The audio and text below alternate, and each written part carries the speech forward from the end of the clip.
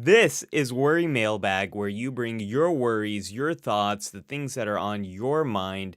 We try to make sense of them and help you to get unstuck from your mind and help you to move forward on some type of plan that you can take action on today. And with that, let's roll the intro music.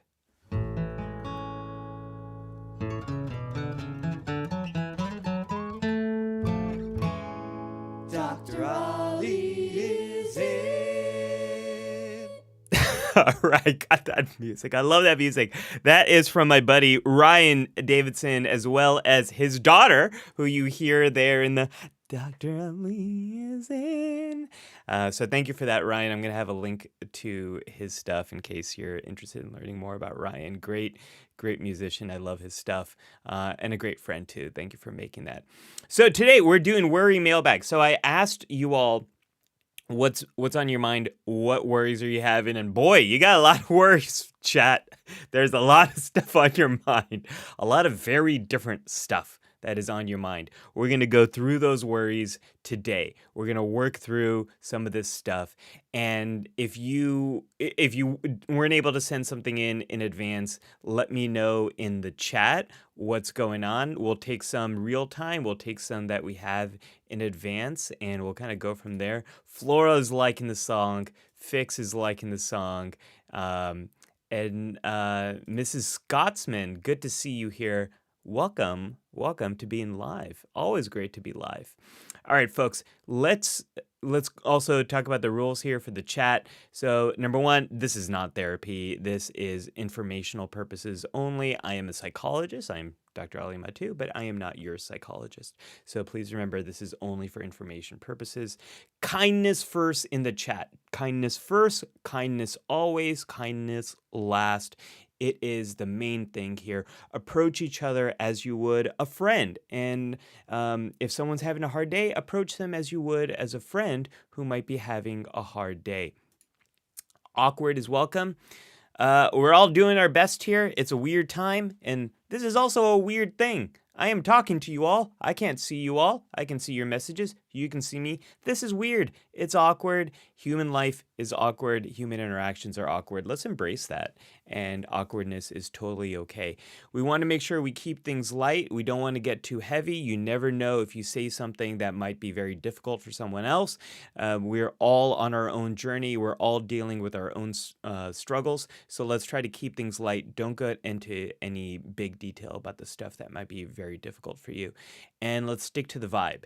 This is about supporting, learning from each other, understanding. It's a place of kindness and empathy. It's not a place to spam, not a place to promote your thumbnail services for Dr. Ali.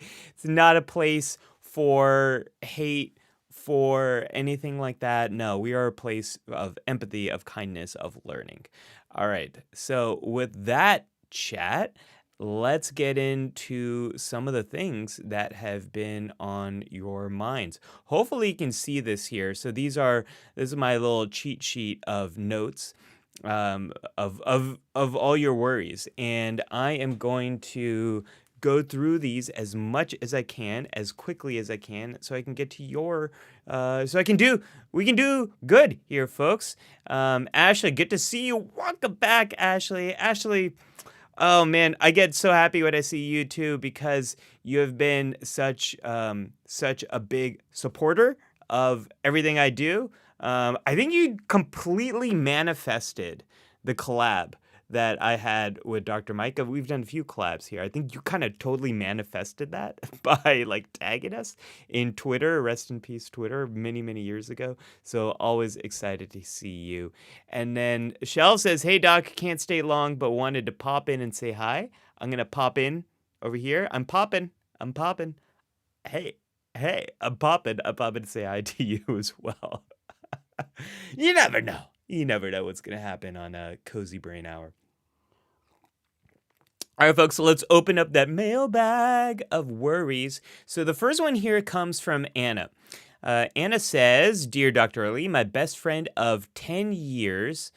We've grown apart in the last 2 to 3 years, naturally in a gradual decline. I held some resentment as a friend who would try and make plans, but would see less effort from her, and I started holding back. Context, we both grew up in strict South Asian immigrant parents. Ooh, I know what that's like. My parents were pretty good, but I know what that's like. But we both navigate it differently.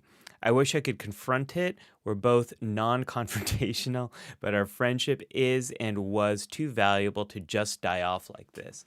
All right, Anna, I feel your pain. Here's the thing is friendships change with time. And when we're little kids, your best friend is like whoever's available. Who's the kid next door? Who's going to play with me? Who has toys that is willing to share them with me? And then as you get older, your friends become less about like who's physically near you and like who has opportunities, like who's in your class and who's in your school, that kind of stuff. But as we get older, especially when we get to our 20s, there's a pruning of friendships that occur. And this process of pruning is probably going to continue for much of your adult years, from your 20s and 30s and 40s on up.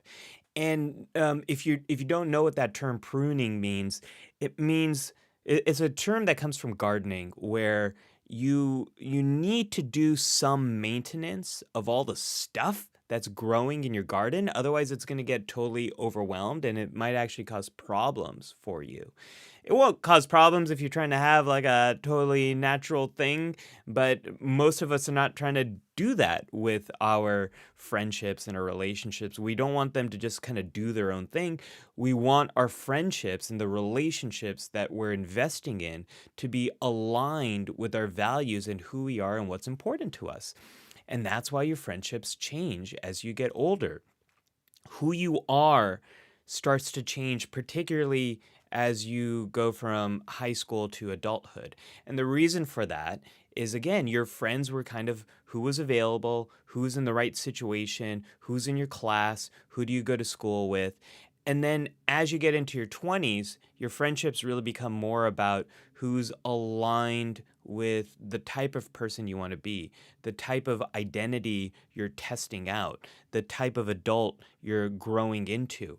And that's okay. It's totally okay. You're going to lose some friendships, and you're going to work hard to maintain the friendships that are very important to you. There's a lot of good friends that I had when I was living in New York City before I had a child and before I was married. And some of those friendships survived into my marriage. And then some of those friendships didn't survive when some of the other people I know got married. There's one friend in particular who he is also in mental health, and gosh, I loved hanging out with him. He was a psychiatrist. I'm a psychologist. We sometimes shared patients. We got along so well. We both were into comic books and science fiction and Star Trek and all this stuff, and it was just so much fun to hang out with him. And then we both got married, and things sort of changed, and things kind of faded away. It's not like we ever said, hey, we're not going to be friends anymore, but things kind of faded away because priorities changed.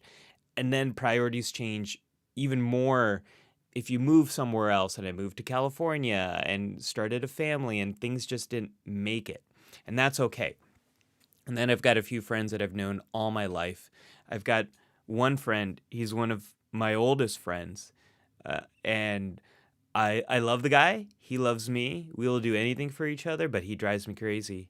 We were inseparable as kids, and then we grew into very different adults, where I am much more like I don't plan all the way level to details. I'm much more about being there in the moment with you. He's a big planner. All the details, like the next 5 to 10 years of his life, totally planned out.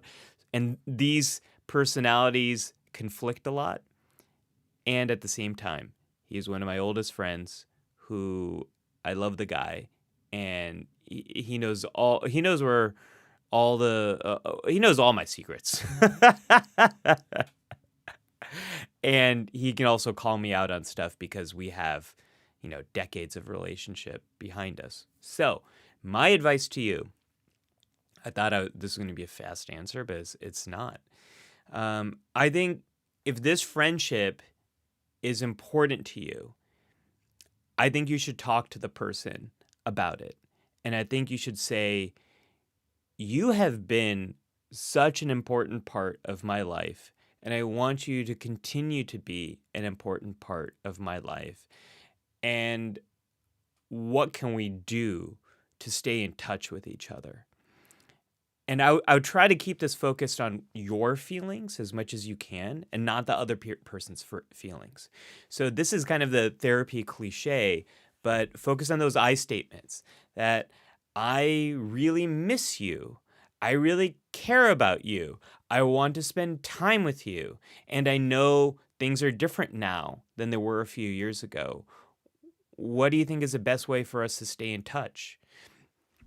Don't say as much about how the other person might be bailing on you or that they're not reliable, things like that. That's going to put the other person on the defense. And honestly, we don't know what might be going on for the other person.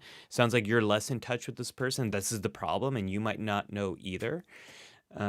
They could be going through their own stuff. They could be trying out different things, trying out different identities, different friendships. That's all okay. That's all good. Focus on how you feel and focus on your desire to spend more time together and see where that conversation takes you. I think that conversation might reveal if the other person also wants to keep this friendship going or if this person does not. And if they don't, that sucks. It's going to feel like a breakup. You're going to feel a loss. You're going to be grieving that relationship. And that also happens. Just like every time I think about that psychiatrist friend who I had, who I loved him dearly. We spent so much great time together. I have so much happiness and joy about those memories. And I also have so much sadness because we're not really friends anymore. And that bums me out. And it is what it is. We both sort of tried and we both drifted and it happens. Ashley says, same, most of my friends are now people I met in grad school or in my practice. The circle is small but strong and supportive. I always tell people you only need one close friend. You only need one good friend. You don't need a bunch. It's not about quantity. It's about quality. And sometimes it's just about who's there, who you work with, and all that sort of stuff. Let's see. And then we also have Shell, who says, definitely don't see or speak to many people I knew before college. I think that's more the norm. I think it's very hard to maintain friendships from childhood. For so many reasons. People start working, people move, circumstances change. I think I'm a weirdo here because my two closest friends who I'm so fortunate that I live very close by them. They're about 10 minutes away. They're my friends from high school. In fact, I've known them since middle school and elementary school too. I'm very, very fortunate. I love these guys. And then also my wife I met in high school. Like I am very much this weirdo who has 3 critical relationships in my life that go way back.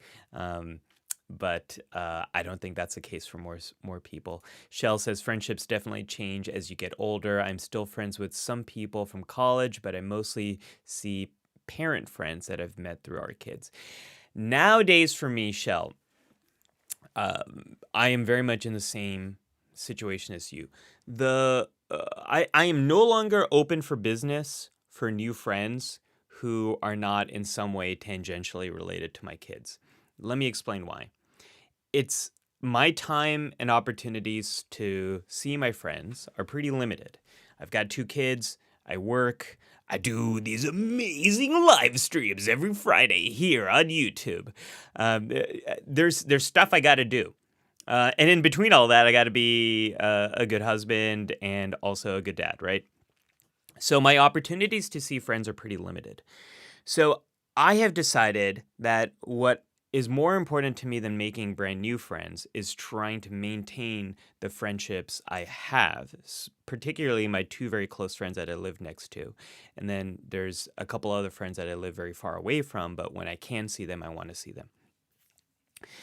Beyond that, I do not have any bandwidth for new friendships. New friendships is kind of like dating. You got to feel each other out. See, I don't mean literally feel each other out. I mean, emotionally, is there a good fit there? You also need to go on a bunch of first dates and see if the vibe is right. When I moved back to California, my close friends said, we want you to become good friends with our other close friends here in California. And what I eventually ended up telling them is I don't have the time or space to do that. And I'll hang out with your friends when we're in a mutual environment, and that's cool. But I can't go out of my way to make those friendships and solidify those things. The only new friends that I sort of bring on are other parents that I might hang out with when our kids are friends and they're hanging out. So I totally get you, Shell. Like, priorities and things change. And I also think this will change hopefully when my kids grow up and they're living their own lives and I have a lot more free time. I think I'd like to invest more in new friendships and see my old friends even more. I think that would be really great when circumstances change. Shell says work gets in the way of all my fun. I feel ya. I definitely feel you. Sylvia says, a while ago, I made a decision not to chase after people who aren't prioritizing me. I still love them, but I won't put effort into a friendship if they aren't doing the same. This is really great advice, Sylvia, and it's also very difficult advice, and it's advice I try to live by myself. So what I think happens to a lot of people is you'll realize that some people are really, really prioritizing you and some people aren't. And how much do you want to put in the work to make some of those other relationships work? And sometimes we have the bandwidth and space to do that, and sometimes we don't. And sometimes it's just not aligned with our values anymore. All of that is okay. All of that is okay. If you're in a space where you have a lot of time and energy and resources to invest in other people who might not be putting in as much with you, if it's aligned with who you are and what you care about, then sure, go for it. I think for many of us, especially as your responsibilities increase and your obligations increase, it becomes very hard to do that. So, Sylvia, I think it's important with your comment over here. I think it's important to let other people know instead of just ghosting. One of my very close friends in psychology, she's also a psychologist. She and I loved hanging out. We loved doing things together. We just worked in the same clinic and had a great vibe again. And then she canceled on me a few times last minute for social situations, and it got to like 3 times where she canceled on me. And then I told her that, hey, I am feeling hurt here because for me, if I make a social obligation to someone, it's really important that I see it through. It's very, very important to me. And I feel like the same is not true in our like I feel like this is not happening with us, and it's making me feel really hurt, and I'd like to talk about what's going on. Now, I know that sounds like a really touchy-feely psychologist to psychologist conversation, but there's a way of saying that can work for you. So maybe you say, "Hey man, what's going on?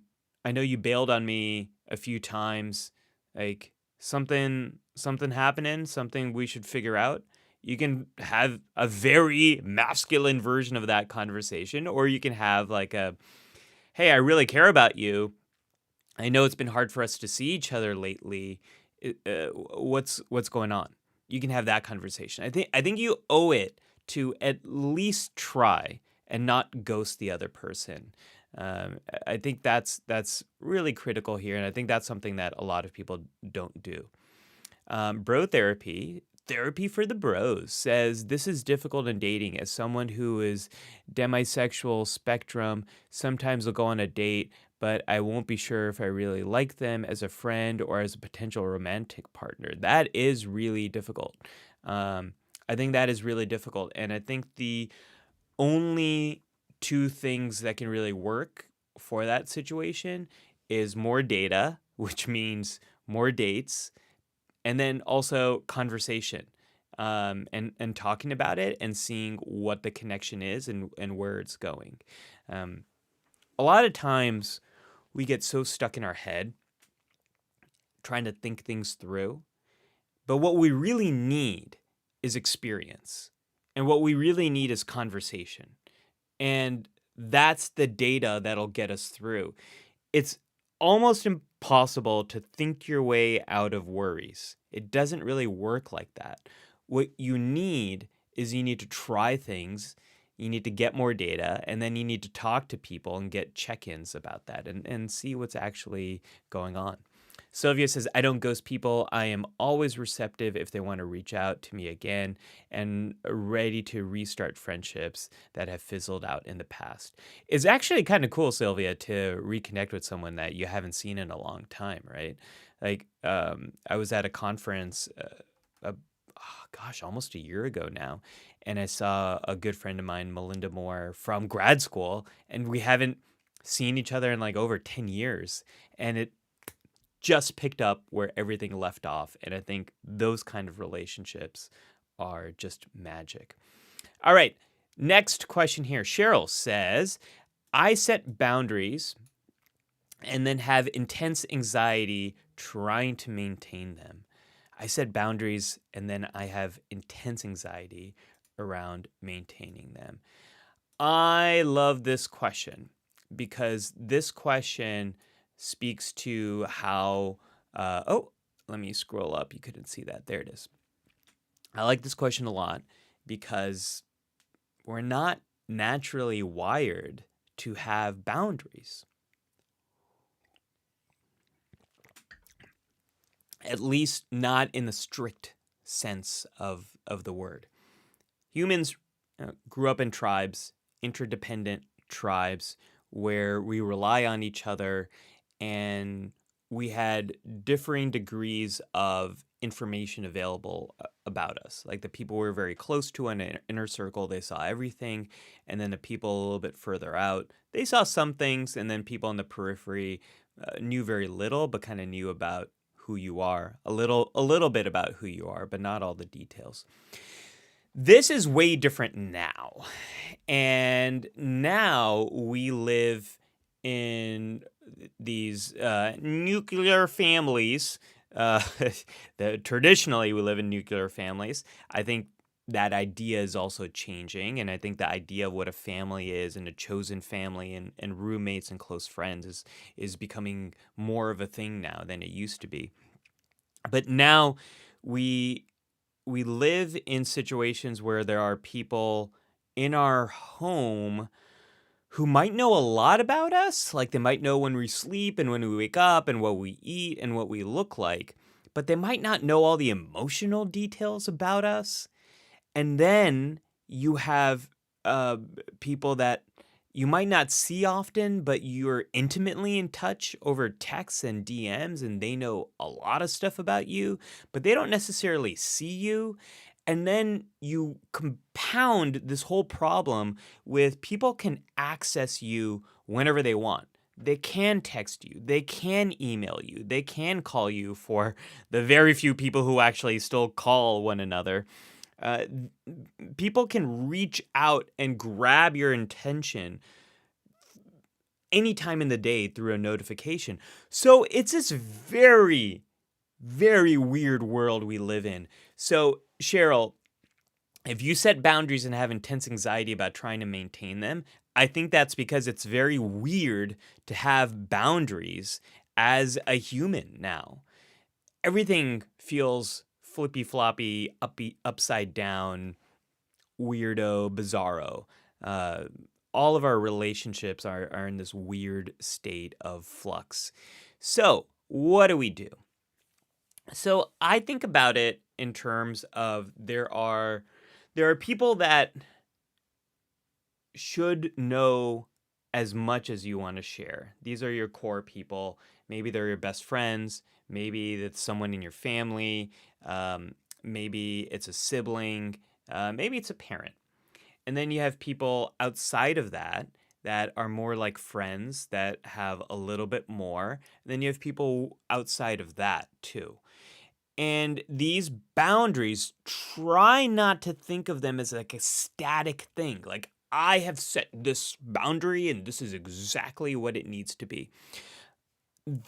Where someone is, whether they're close, whether they're like in orbit of you, or whether they're like far away, a distant star, like how much the person is in terms of closeness to you can change with time and experience and even day and how you're feeling.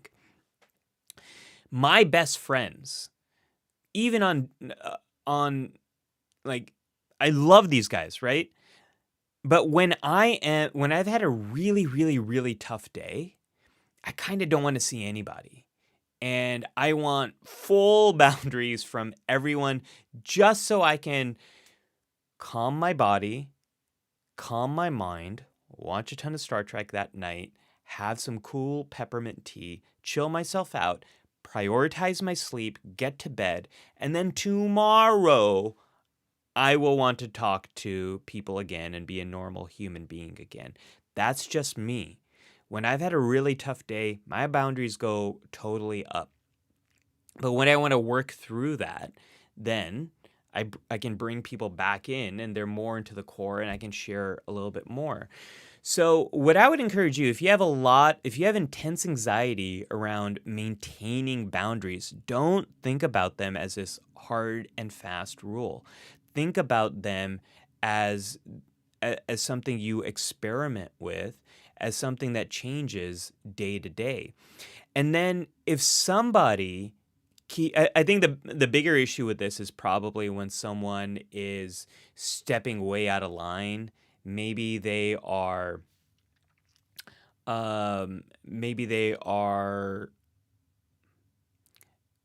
saying things that you don't want them to say. They're being bossy, they're being nosy, they're coming over at times that are very difficult for you, all that kind of stuff. If that kind of stuff is happening, that's where what needs to happen is some communication. You got to be able to share something, because people are not mind readers. I had a friend who we were supposed to go to this big event together. And he said he was going to go, and then he said he wasn't going to go. And he said he wasn't going to go when it came time to like book tickets for it, book airplane tickets and all that. And I got really upset because now I'm stuck in this situation that I wouldn't otherwise have gone to because I thought he was coming with me. And I was really upset, and I tried to be like passive aggressive about it. I tried to like not respond to his texts, and we're on a group thread, and I wouldn't like his text messages when he sent a funny text. And I was doing all this like passive aggressive stuff. And it wasn't I thought like he would figure out that I am upset at him, and no one figures it out because everyone's stuck in their own head. We are not mind readers. We have no idea what is going on in someone else's mind. And I was complaining to a friend of mine about this, my best friend. I was complaining to Lowen about it. And then Lowen said, "Can you just tell him how you feel? Can you just tell him what's going on for you?" And I did. And when I did, my other friend was like, "Oh my gosh, I had no idea. I had no idea. I thought you were going to go with all these other people. I didn't want to be in the way. Um, I'm so sorry. I had no idea this happened. And I'm going to make this better. I'm going to fix this situation."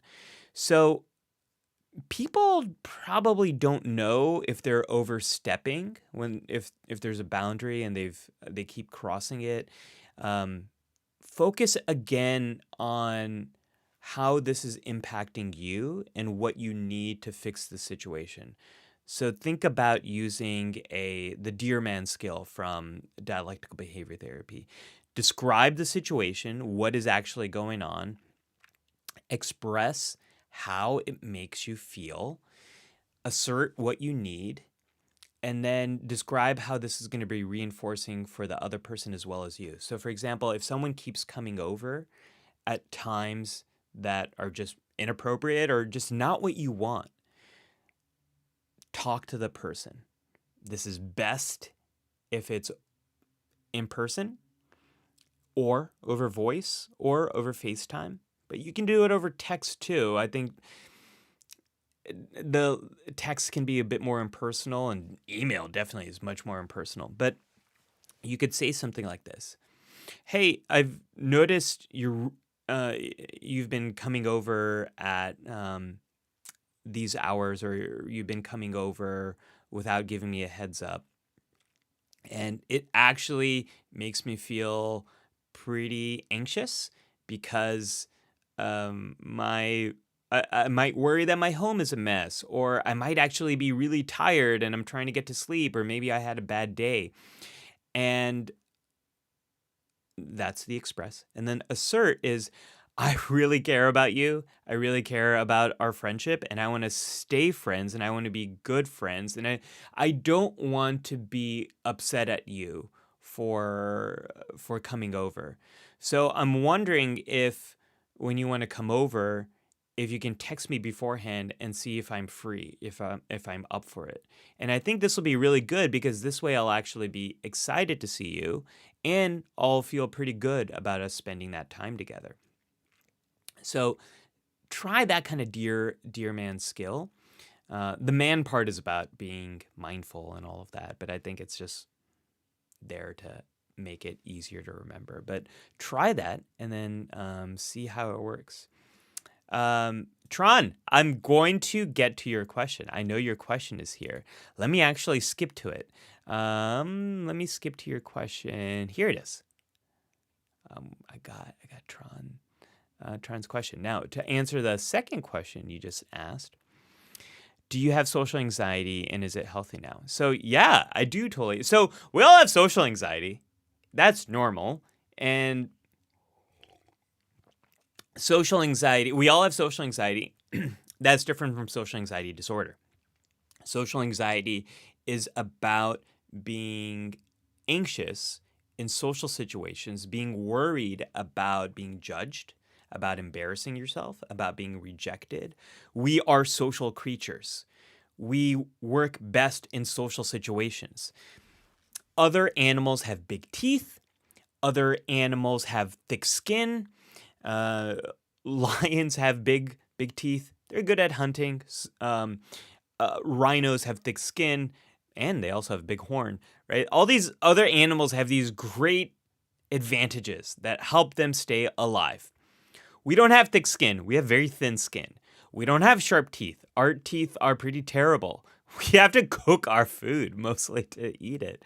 But what we do exceptionally well are relationships. One of the defining things of humans, of Homo sapiens, is our ability to work together beyond bloodlines, beyond families, beyond clans, beyond relatives. We do that better than anybody else on the species. And the way we do it is we unite together around stories, around common beliefs. Those things pull us in together, help us look past the specific the specific differences we have, and we unite around identities, around shared experiences, and that's what helps us to work beyond our bloodlines and cooperate. So, of course, if our defining characteristic is that we are able to work together, then of course, one of our biggest fears is going to be excluded from each other, to be rejected from the social group. It only makes sense. You know, when kids are very young, they're afraid of strangers. Then they're afraid of the dark. Then they're afraid of supernatural things. Then they're afraid of death and dying. But once you sort of get into puberty and become a teenager, the biggest, most common fear is rejection. The biggest fear across humans is rejection. One of the most common anxiety problems is social anxiety disorder. So, what separates social anxiety, which is normal, common, it helps you to show up, it helps you to be prepared for social situations. It helps to make sure that you're not make a fool of yourself. It provides a little bit of social glue so that you do fit into a group. What separates normal social anxiety from social anxiety disorder? Well, that is when your social anxiety makes it hard for you to live a normal social life. It makes it hard for you to go out and interact with people in a day-to-day way. It makes it hard for you to present in front of groups. It makes it hard for you to form friendships. It makes it hard for you to just communicate in all the ways we have to communicate. And again, we're social beings. We have to communicate with each other a lot. So social anxiety can be really limiting. Gosh, I have these super long intros to very simple questions, but I hope you all are here for it. So, to answer your question, yeah, I still do have social anxiety disorder. It's been a part of me. It's not as impairing as it used to be before, so maybe I don't technically meet the criteria. Like if I went to a psychologist, an anxiety expert, I would not meet criteria because it's not really limiting my life now. I don't have the impairment. I do have the distress still. And where I experience the distress is when I'm presenting in front of other peers, other colleagues, other psychologists, other YouTubers, other people who do what I do. When I'm around them, I feel very judged by them. I want to avoid those situations. I don't want to say what's on my mind. And I have to work really hard to put myself in those situations, to prepare for those situations, to participate in those situations, much more than I think most people would. And one of the ways in which you all might experience this here in the chat, and something I am super working on, is trying to be really honest about my opinions. That's a lifelong struggle for me. It's been very hard for me to do that, and I'm working very hard to try to do that well over here. So in a way, yes, I still experience it. It's sometimes distressing. It's not impairing. It doesn't limit what I do. So I don't think I would meet diagnosis for it, but it is there, and I do definitely experience it more. Okay, now to answer your question, I posted these questions. What worries are sort of on your mind? What do you want help with on the community page? And here is your question, Tantra. Hello, Dr. Lee. I'm an Asian viewer of your channel. I wish I could text someone. I don't want to talk with you anymore if you keep talking about yourself. I really enjoy talking with random people, but there are some people who try to drive the conversation towards them, and that makes me feel uncomfortable. I don't want to encourage them to keep talking like that. By the way, I've been watching you for a month. Love your passion. Thank you for being here. All right. That's no fun. That's no fun if someone keeps talking about themselves. I would approach this in a few different ways. So and it sounds like these are like you enjoy talking with random people. I'm guessing what you are trying to do here is uh, take some casual connections and maybe turn those into friendships. And maybe the struggle is happening right there. I'm guessing that's what's happening, but let me know in the chat since you're here if this is not the case. So the way friendships form is you see someone over and over again, and you become a familiar person, and you become less scary once you become a more familiar person. So this is totally nature again. We are wired to be cautious and scared and hesitant about new people in our lives. And the more we see them, the less scary they become. Because think about it, our ancestors were very cautious around new people. Is this someone that might hurt me, hurt my tribe, hurt my family? And then you see them over and over again, and they become less scary. Cool, right? Now you might talk to that person even more. And once someone is a bit more familiar to you, then the way that relationship moves forward into more of a friendship is you start sharing some secrets with each other. I don't mean deep, dark stuff. Secret sharing can be as simple as sharing your opinions about something. It could be as simple as saying like, yeah, I like to, for fun, I really like riding my bike. And I like watching Star Trek. And no, I really don't like, I don't know, Love is Blind. You know, right? Like expressing your opinions is a little bit of secret sharing. Sharing things about your life is secret sharing. I almost flunked out of high school. What? You flunked out of high school? Almost. And I went to community college and I discovered psychology and that kind of changed my life, right? So that's a key detail about my life that a lot of people don't know. And you might share that. And the way this is supposed to work, Tantra, the way this is supposed to work, I share a little bit, you share a little bit. I share a little bit, you share a little bit. Right? It's supposed to be reciprocal. There's supposed to be some back and forth, back and forth. Now, if there isn't much of that back and forth, if you are sharing and the other person is not, that might be a bit of a problem here. But the first thing to know is, are you also sharing some parts of yourself? Are you having that reciprocal moment? Are you putting in the same work that you should be when you are trying to form some friendships here? If you are, and the other person is sharing, is just ignoring what you have to say, there's still one more thing you can try. You can try reflecting back what the other person is sharing, because maybe they just need to get something off their mind. Maybe again they're having a bad day. So reflect back, wow, it sounds like this is going on for you, this is going on for you. Give them some space to talk about it. And then the next time you see them, try sharing a little bit more about yourself too.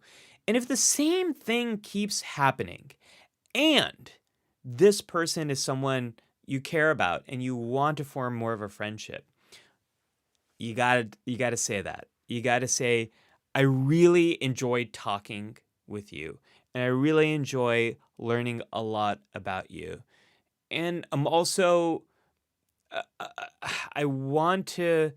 Sometimes I feel like I want to say stuff that is related, but there isn't a lot of space for me to say that here, and I'm kind of feeling left out of the conversation.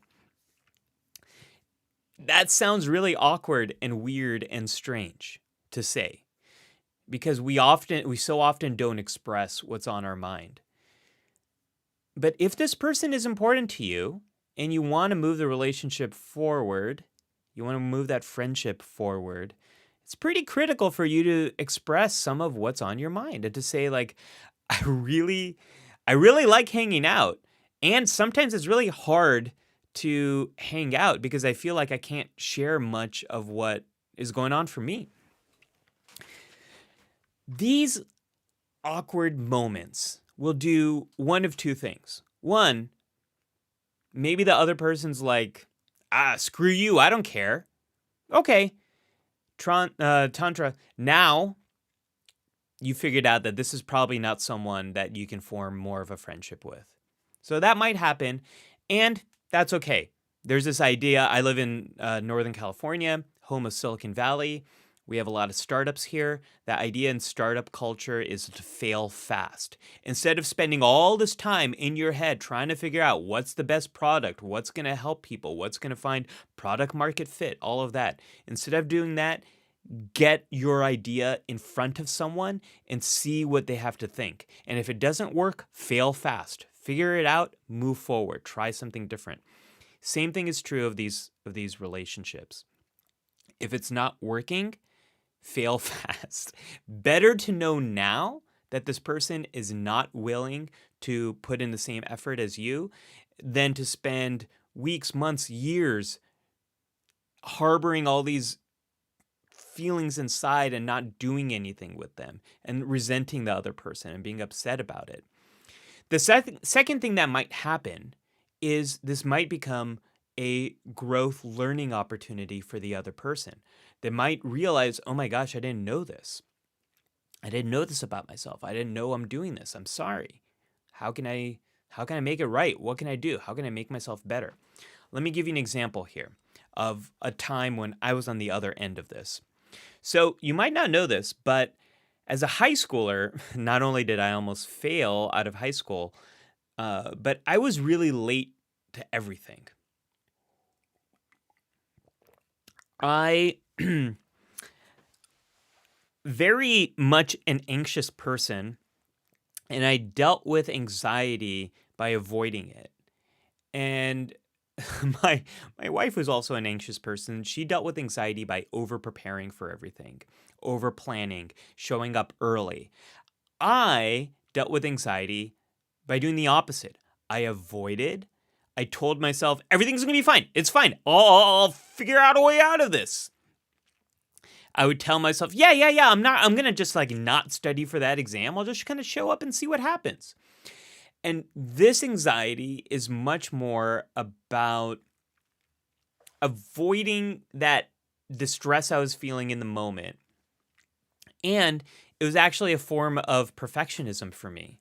Because if I messed up, if I didn't do well, it's not that I'm dumb, it's that I just didn't try and I didn't practice and I didn't work very hard.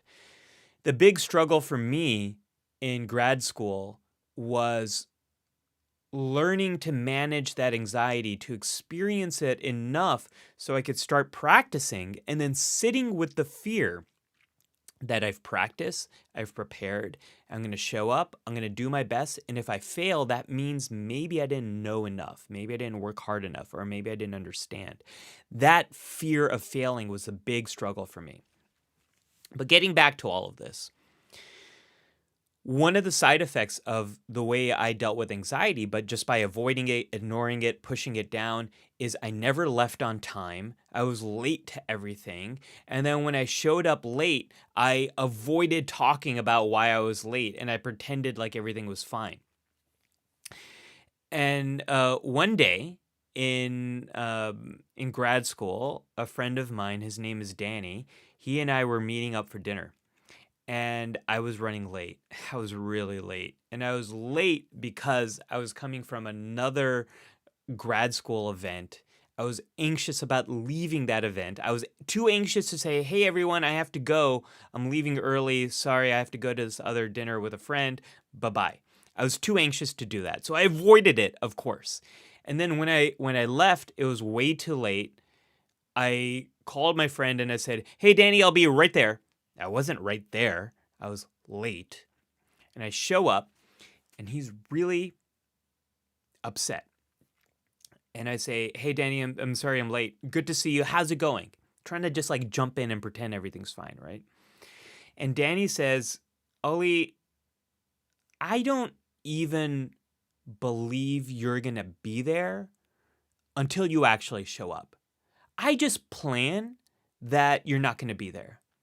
And so I already ate my food. I already moved on because I didn't really believe you're going to be here. And that devastated me because my friendships are so important to me. My relationships are so important to me. The thing I never want to do is to let other people down. And I don't mean this like a overly perfectionistic millennial people pleaser broken person that I need to please everyone. What I mean is if I make a professional obligation or a personal obligation to a friend, a family member, students, you all in the chat, if I say I'm going to be here at a time and I'm going to show up, I want to be there at that time and show up. And up to that moment, no one had ever called me out on being late. And then Danny did, and it devastated me. And then fortunately, I was in grad school to become a psychologist, and I was in my own therapy. And I asked my therapist, I asked Steven, I said, Steven, this thing is coming up. And he said, well, I don't know if you've noticed, but you are often 10 minutes late to our therapy sessions. And so I was like, oh gosh, yeah, okay, let's talk about that here. And the thing that Steven told me is ask some of your close friends about this experience. Do they also have this experience? My best friend said yes. My then girlfriend, now wife, said yes. So many people said yes, yes, yes, yes. And my friend's dad said, yeah, waiting for Ollie is like waiting for Godot. You never even know if he's going to actually be there. That was devastating. So it was icky. It was icky, and I had to work through that. And I had to figure out, why am I always late to these things? And why do I just feel like everything's going to be fine? And what I learned with Steven, my therapist, is that I was always late because it was my weird way of managing anxiety. And what I told myself in my head is that it's going to be fine because I'm just going to be super there, and I'll stay later, and I'll just be super present.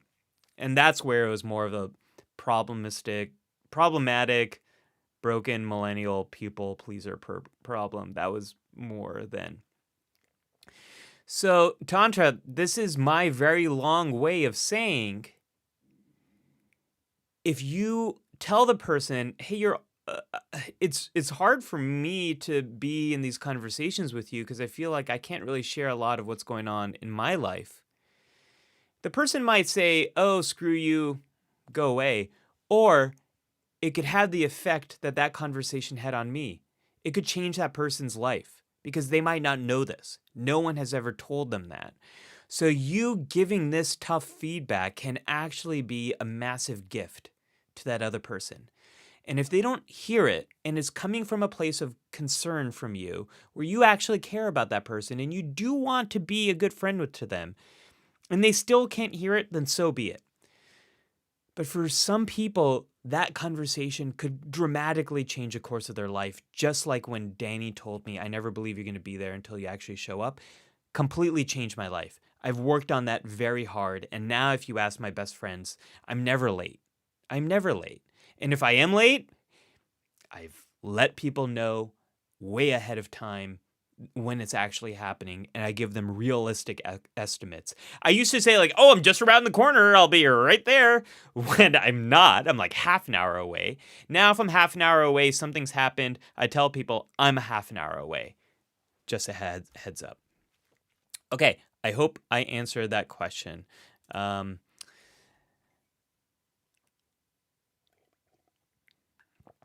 Back to the chat. Let's see here. Is it, Fortune says, is that normal, or is it a problem that I don't talk about myself that much? Everyone's a little bit different, Fortune. Here's the thing, though. In any friendship, there should be a little bit of back and forth. And people who are more socially anxious have a hard time sharing more about themselves. or I should say, again, we're all socially anxious, but people who struggle with social anxiety, they have a hard time sharing more of their facts, opinions, life stories, life experiences. But even then, some of us have friendships with people who just don't talk about themselves that much, and the friendship is more about doing things together. As long as you feel like you can be yourself in the way that you want to be yourself around this other person, and as long as you feel like you trust that person and they get you in the way that you want to be got, I think that's all that really matters. We're all a little bit different, and that's totally okay. Christine says, "Dear Doc," that's me, Dr. Ali, "I still daydream about my ex-boyfriend and I can't seem to move on, and I have a fully and I have full-fledged conversations with him." Christine, I feel your pain. For many years, I feel like I struggled with this about exes or the ones that got away, and it's a tough one to have, right? It's so easy to have these fantasies about like what could have been, and sometimes it can be very soothing, and it can feel good to be in that mindset. And so the first thing I want to say is the end of a relationship, there's a grieving process that needs to happen. You really cared about this person, or you were very attracted to this person. There's something about this person that you really liked, and they were a part of your life, and then all of a sudden, they're no longer a part of your life. That hurts. That literally is painful. And the younger you are, or the longer that relationship was, the more painful this is going to be. And that's okay. That is okay. It is okay to be thinking about that person. It is because this is a part of grief. And grief is not about learning how to forget. It is about learning how to remember. Grieving a relationship is about learning how to make that relationship, which is now over, learning how to make it a part of your life now moving forward. And that's going to take time. And everyone has a different process with this. So I'm not going to be here and tell you, you need to cut off all communication with your ex, and you need to stop thinking about this person, and you need to move on, and you need to go on some more dates, and blah, blah, blah, blah, blah, blah, blah. Because everyone's different. Everyone's on their own journey. Everyone grieves relationships in their own way. And what I encourage you to think about is, how can you think about this relationship, this ex? How can you think about your ex a little bit and still move forward in your life? And over time, how much you need to think about your ex, it might change. It only really becomes a problem if thinking about your ex is getting in the way of you being present in your life right now. And that's where, when you say I can't seem to fully move on and I have full-fledged conversations with him. Maybe you are someone who will be able to become friends with him in the future. Maybe you are someone who won't be able to become friends won't be able to see this person and be friends. Oh, there's a second message. You sent me a second message. I didn't see that. We have not been in touch since June 2024, and it was a 2-month old relationship, but it was very meaningful for him. Okay, so you haven't been in touch in a while, but you keep thinking about him, and it was very meaningful to him, and that's all okay. If you feel like these daydreams are becoming a problem, if you feel like they're making it hard for you to live your life, then there are some things you can do to work on this grief on the end of this relationship in a more tangible way. You can talk about it with other people. You can talk about it with a professional. But if you can't do those things, the next best thing is to journal about it.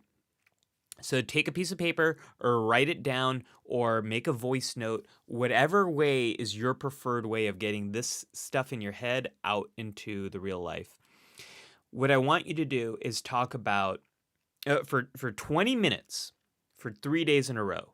I want you to journal about what was the impact of this relationship on you. How did this relationship impact you? What was meaningful to you about it? How did what made you feel close to this person? Just journal about it and let that and journal about it for 20 minutes. And if at any point during those 20 minutes it feels like too much, too heavy, back away from that part and focus on some other part of the relationship and do that 3 days in a row and see where that takes you. That should be enough to kind of loosen up where you are in your grief and to help you to move a little bit more forward. And you're only going to be able to figure out if you can move forward and still be in communication with this person through experimentation and through this process of trial and error and writing about it and journaling about it and talking about it. Don't keep this stuff in your head. Find a way to get it out. And the reason I say 3 days for 20 minutes, this comes from research by psychologist Dr. Pennebaker, who's done a ton of research on journaling. And basically, this form of journaling is the next best thing you can have to therapy if you don't have access to a therapist. So try that. See how that goes. Oh my gosh, there's more messages that you shared. I've self-diagnosed myself as maladaptive daydreaming. That's not a real diagnosis, but definitely one that you have made up and one that I can understand. It sounds like the daydreaming is getting in a way in your life. I want to move on, but sometimes honestly, I don't want to. I'm 31 years old. Can you fix me? Am I normal? I can't fix you because I'm just this dude on YouTube, and this is just information, and you don't need to be fixed. You are exactly who you need to be, and you're experiencing real human stuff. If this stuff is getting in the way of your life right now and making it hard for you to live, that's okay. That's just where you're at on your journey. And I'm here to tell you I have been there myself. I am not ashamed to admit it because we are social beings. We love each other. We drop out of love with each other, and we still care about each other, and that stuff happens. It happens. I have many conversations in my own head with people that I don't see anymore that I've felt strong feelings about, and it's only human, only natural to wonder what if. And if you care about someone, you can still care about someone and not have that person in your life anymore. It's very easy to understand this when we might lose someone when they die, that you still love them even though they are no longer here with us. That makes sense. But the same is true of romantic relationships, same is true of friendships. You can still deeply care about someone, still be attracted to them, still wonder what your lives would be like even if you're not together anymore. This is just human nature. I really love the Before Sunrise trilogy. There's 3 movies. Julie Dempsey and Ethan Hawke, I think, star in it. And there's Before Sunrise, Before Sunset, and Before Midnight. And each movie was filmed like 10 years apart. And it's just this very, very honest look at the first movie, which is about attraction and just being attracted to someone. And that stuff it just sort of happens. You can't really control it. And that first movie is about that instant connection and attraction. The second movie is a little bit about those consequences of still thinking about that other person. And the third movie is about the challenges of real life love and how hard it is to keep those feelings of attraction that we had, keep those still going in a relationship for years. I love that series. It really it hits me right here, and I think for a lot of people it's so true about the way we experience love and attraction and lust and sadness and breakup and all that stuff. So you can also check out that series if this kind of stuff is on your mind. And Ashel says, "Dog out here making the world a better place." Aw, respect and heart back at you. Chocolatier says, hello, Chocolatier. What's your favorite kind of chocolate? I'm a dark chocolate guy myself. I'll go 70% and up. I really love mint chocolate. Put a little bit of sea salt on that chocolate, even better. I also like the chili chocolate stuff. Make it dark, add a little bit of flavor. Oh, matcha chocolate too. Love that stuff. And Tron says, thanks, Doc. Definitely rewatch this. I'm glad that was helpful. Sylvia says, I'm really anxious about a meeting and the other person is late. It actually makes me a lot less anxious because it reminds me that the other person is human too and dealing with their own stuff. Oh my gosh. Sylvia, what a great human reminder for us. There's this thing we all do. It's called the self-serving bias. When things mess up for us, we make situational explanations. So if I'm late, it's because, oh my gosh, well, my kids, they did this and there's traffic and all these other things happen and that's why I'm late. But when someone else is late, sometimes we might be like, oh, that person, they're so annoying. They're so irresponsible. They're such a butthole, whatever it might be. We make dispositional, individual explanations for, let me phrase it this way. We explain out our own failures and we blame other people for their failures. Right? That's a self-serving bias. Sometimes this gets flipped with anxiety and depression, and we think we are the problem and other people, their lives are great. But it's a great reminder to think about this. I think about this all the time. If I might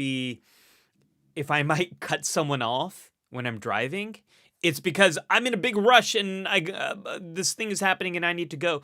And I remind myself that when other people cut me off, that they got their own things going. Maybe they didn't see me. Maybe they're running late. Maybe they didn't have a good driving teacher. There's so many reasons why people do what they do. And I try to encourage my kids to remember that everyone is doing the best they can and everyone can do a little bit better. Totally true. But we can hold both of these ideas together at the same time. Everyone is doing the best they can and we can all do a little bit better. I love that perspective, Sylvia. Vess is here. Hi, Dr. Lee, and hi, everyone. Hey, Vess, good to see you again. I love seeing people back in the chat. It's really great. Great to see friendly folks in the chat again. Chocolate Terry says, I like both milk and dark. So you're much more like my wife. My wife will go milk chocolate all the way to dark chocolate. I liked milk chocolate as a kid, not anymore. My taste of chocolate has become more refined with time, but that's cool. There's plenty of chocolate. The one milk chocolate I really like is Toblerone. Their milk chocolate, oh gosh, it's so good. I could eat that whole giant bar that they have. Don't tell anyone, but I can eat it all myself. All right, folks, this is Worry Mailbag. Let's get back into the worries here. Kayla says, right over here, Kayla says, how to stop ruminating. How to stop ruminating. All right. This, why did I just take that off? Let me bring that back on. Okay. How to stop ruminating. You cannot control the thoughts that pop up in your head. You have zero control over what thoughts pop up in your head. People don't like hearing that. I'm sorry. It's true. The thoughts that are going to pop up in your head are sometimes random. They are sometimes reflective of the feelings we're having in our body. There's sometimes immediate reactions to what's going on around us. There's sometimes related to life experiences and the past memories we have. There's sometimes related to important events in our life, maybe traumatic experiences we've had. Thoughts are going to do whatever they do. And rumination is when you keep thinking about something that's happened and you're wondering why it happened or what you did in that situation and why didn't you do things differently or what was the other person thinking. You're churning around and around and around and trying to figure it out. But you can never think yourself out of your worries. You can never deal with rumination by ruminating more. It doesn't work like that. You do not have control over what thought appears in your head. What you do have control over is how you react to those thoughts. You do have control over where you place your attention. So if you are someone that is really struggling with rumination, first thing is to figure out if it is obsessive compulsive disorder or not, because that has a few different implications here, and also to figure out if it's generalized anxiety disorder or not, or if it's depression or not, because you have a lot of options to treat those things. But if you're dealing with the kind of rumination most people deal with, where you're kind of thinking something over and over again, take control of your actions, take control of how you react to these thoughts. And the first thing is to come to terms with you can't control the thoughts that pop up in your head. And the more you try to mess with those thoughts, the more you're going to get stuck with those thoughts. It's like a game of tug of war. Your thoughts pull you, you try to pull back and control, but your thoughts are stronger, they pull you back. You try to control and pull it. This game never ends. This game of tug of war never ends. It's better to stop playing that game. The thoughts are still going to be here, but you get to control what you do in your life. So it's about when those thoughts pop up, it's about acknowledging that, like, okay, here come those thoughts again. What can I do that will help me to be able to focus my mind? So that means finding activities that really pull you in, finding things that really absorb your mind when you're ruminating. And the best activities for this are usually ones that are super sensory, things that really activate your sight, your sound, your sense of touch, your smell, your taste. Your sensory-based activities are going to be much easier for your mind to focus on.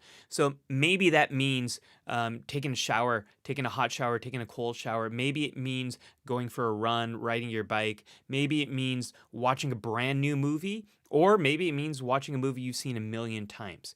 Maybe it means going and treating yourself to a really nice lunch or a great ice cream sundae. Find activities that really absorb your mind. Maybe it means gardening.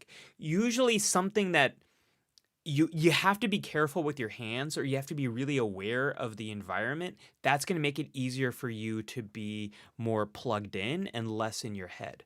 So find activities that really absorb you. Number 2 is to talk about it with someone else. You can't think your way out of your worries. talking about it with other people can be helpful, with the exception of whether you're trying to find certainty or not. If you find that talking to other people just gets you more revved up because you're looking to try to get proof and certainty and figure this out, and talking to people doesn't give you more certainty, because guess what, folks? There is no certainty in life. Nothing is for certain except this present moment. And so if you find yourself trying to get certainty from other people, that's not going to be helpful. But sometimes ruminating about this stuff, just talking to someone else, can be really helpful. Oh, Kayla, are you here? Yay, Kayla's here. Ah, that's so cool. When like people ask me a question and I answer it and they're actually here, that makes me super happy. So I'll give you a little story here, Kayla. There is a really, really great job that I was recruited for, actually, about 3 years ago. I wanted this job so bad. It was perfect for me. It was exciting. It was a really new opportunity. It was a chance for me to bring together my mental health expertise, my YouTube expertise, all this sort of stuff. And I became a finalist for it. It was between me and another person. And then I didn't get the job. And it actually went to someone else I know and is a colleague of mine.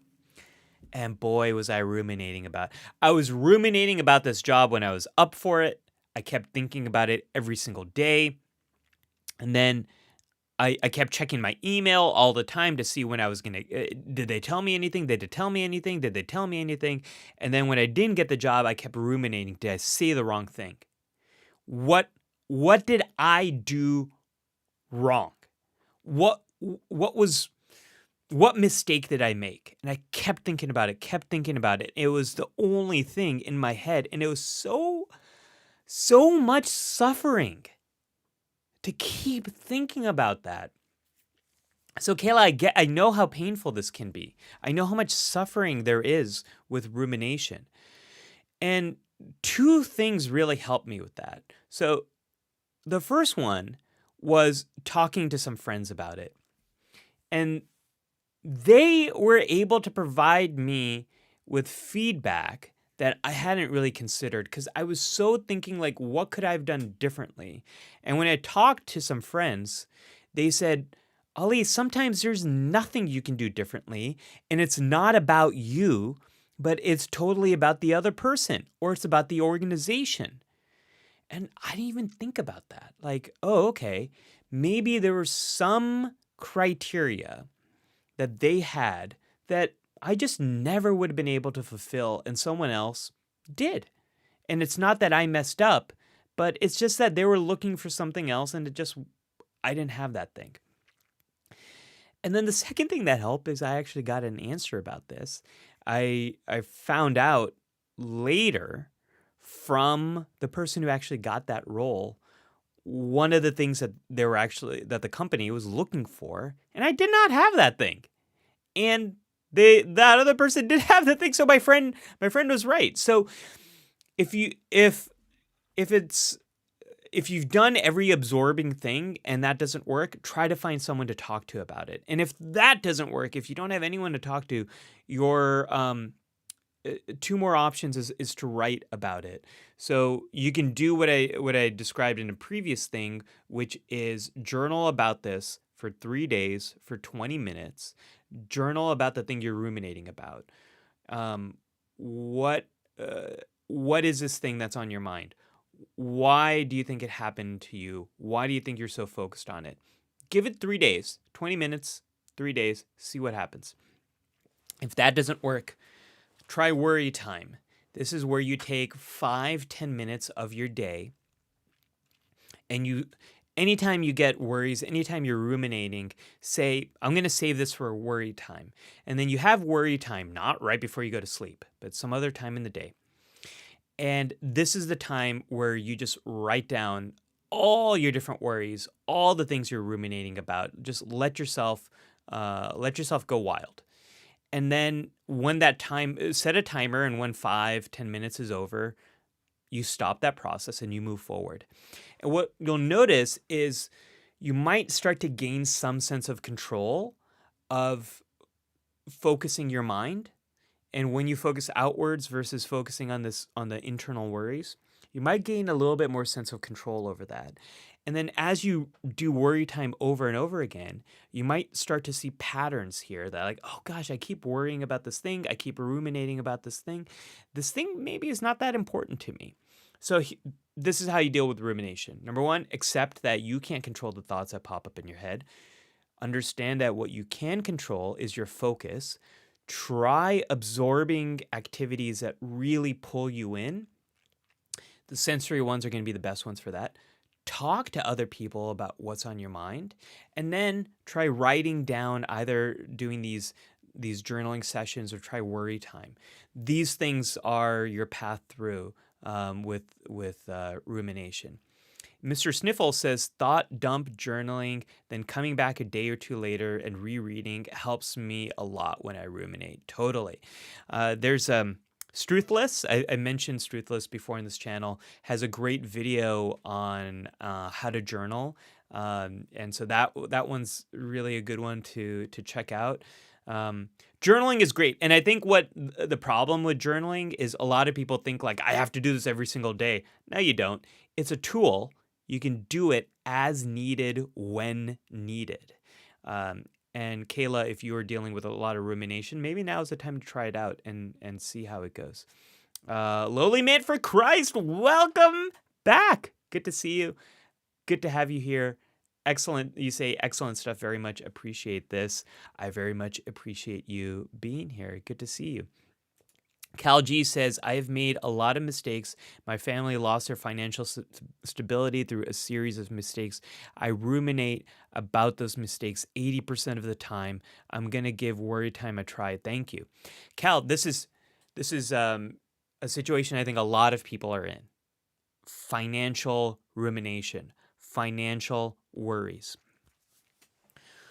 One of the problems of stress is stress narrows and focuses your attention. This is very good when there is a specific problem that you have an opportunity to overcome. It is less helpful to be stressed about something and having that narrow, restrictive focus when that problem is not easily overcome. And different strategies are needed to help you with that. Because if you're ruminating about financial mistakes and about financial stressors, you know what's not going to help you with that is worrying and ruminating about it all the time. What is going to help you is learning what you can do to move forward and work towards financial health. And that means you have to talk to other people about it, talk to people who are experts in this, talk to people who know more about it, talk to people that are a few steps ahead of you, and you have to try different things. And what does that require? That requires you to do stuff that gets you out of your head, right? People make mistakes. I've made plenty of financial mistakes. The biggest one is my student loan debt, which I still have over $100,000. It's a terrible thing I have to pay for every month, and I wish I could have made different decisions in the past. I can't go back and change the past. The hardest part for me, Calgie, with my financial stress coming out of grad school, having all these loans, feeling ashamed about all my student loan debt, being anxious about it, running away from it, and then defaulting on my loans. The biggest problem for me was talking to other people about it. There's some free financial advisors out there who will give you advice on how to deal with your student loan debt and how to work through it. I finally, a few years ago, worked up the courage to talk to them. They helped me to just organize everything and give me a few paths forward. And gosh, that was so helpful. It reduced some of my stress, helped me expand out a little bit of my focus, and it gave me a way to move forward. So if you're feeling stress, rumination's not the way out. Find someone you can talk to about this stress. Find someone who knows more about it and learn what are the next best steps forward for that.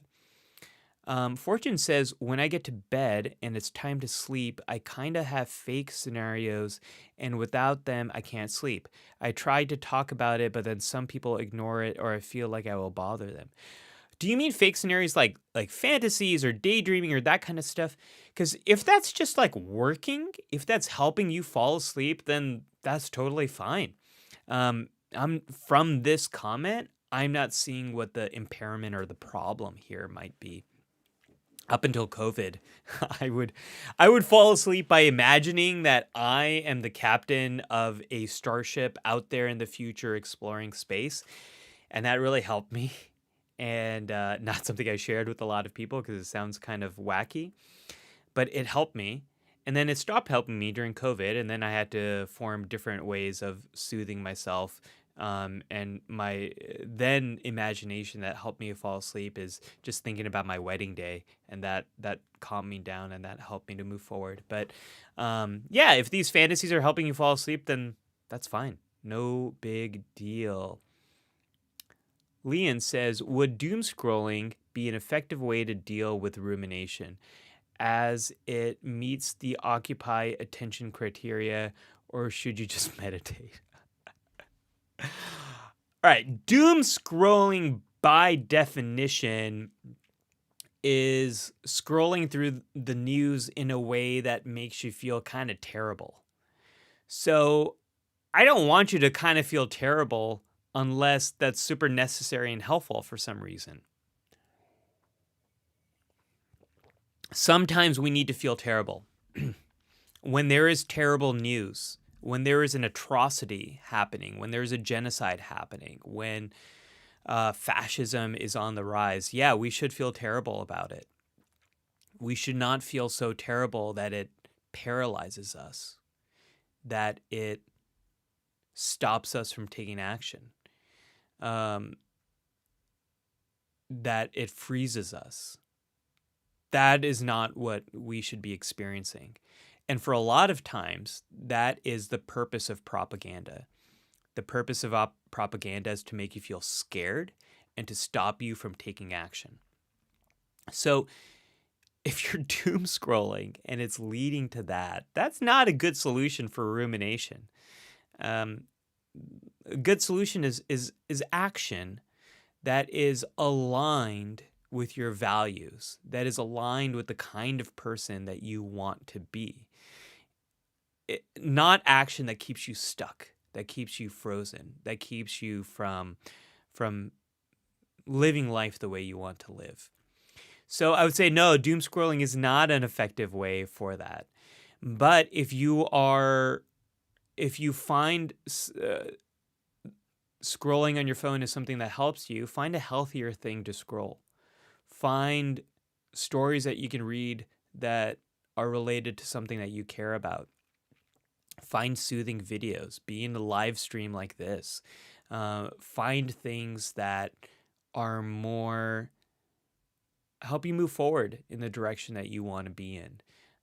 Remember, most news, even most YouTube videos, most social media, it's designed to hook you, then open up story loops, open up these curiosity things in your head that keep you reading, keep you watching, keep you listening.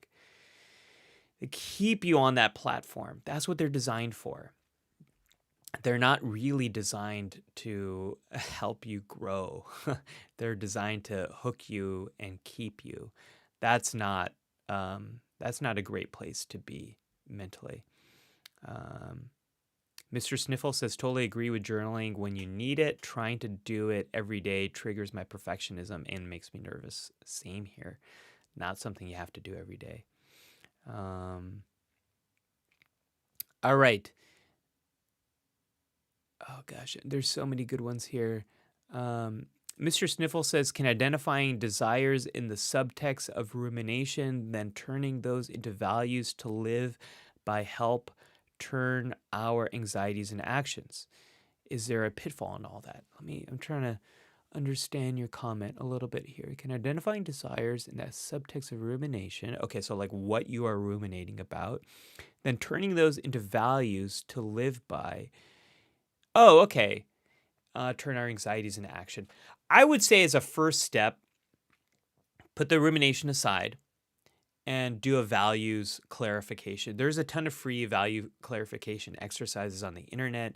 Basically, there's like 50 to 100 different words, and then you sort out which of those words are important to you, which ones are not important to you, and you keep doing this until you get to a short list of like 3 to 7 things. And those 3 to 7 words that are really, really important to you, those are your values.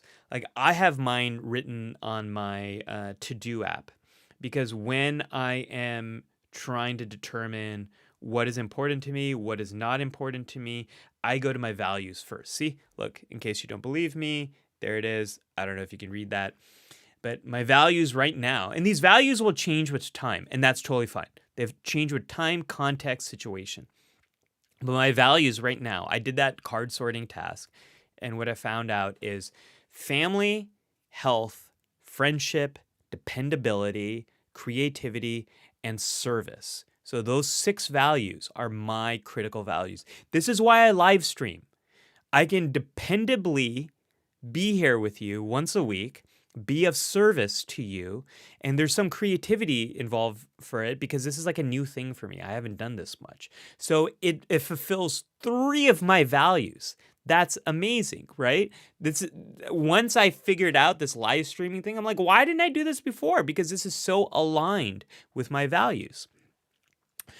Don't let your rumination determine your values. Let you determine your values. Because we ruminate on our anxieties, on our despair, on our sadness, on our losses. Don't let those things define who you are trying to be.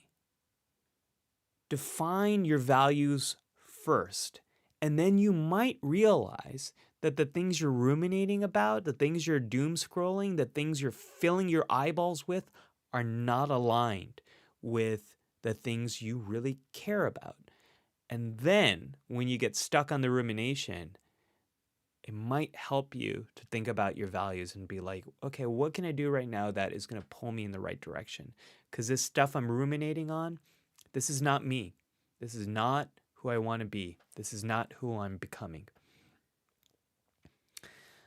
Cal G says, thank you. We went from wealth to poverty, lost businesses, lost properties. Friends say you can't get to that generational wealth again.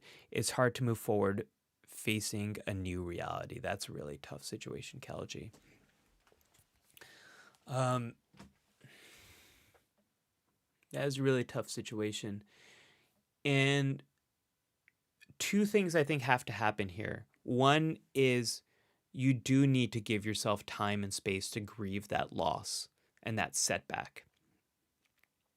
And I firmly believe that when we learn from our setbacks, that they are not failures, but they teach us important lessons that help us to grow forward in life. And you cannot define yourself by wealth. You cannot define yourself by those things because to some degree you don't have control over that stuff.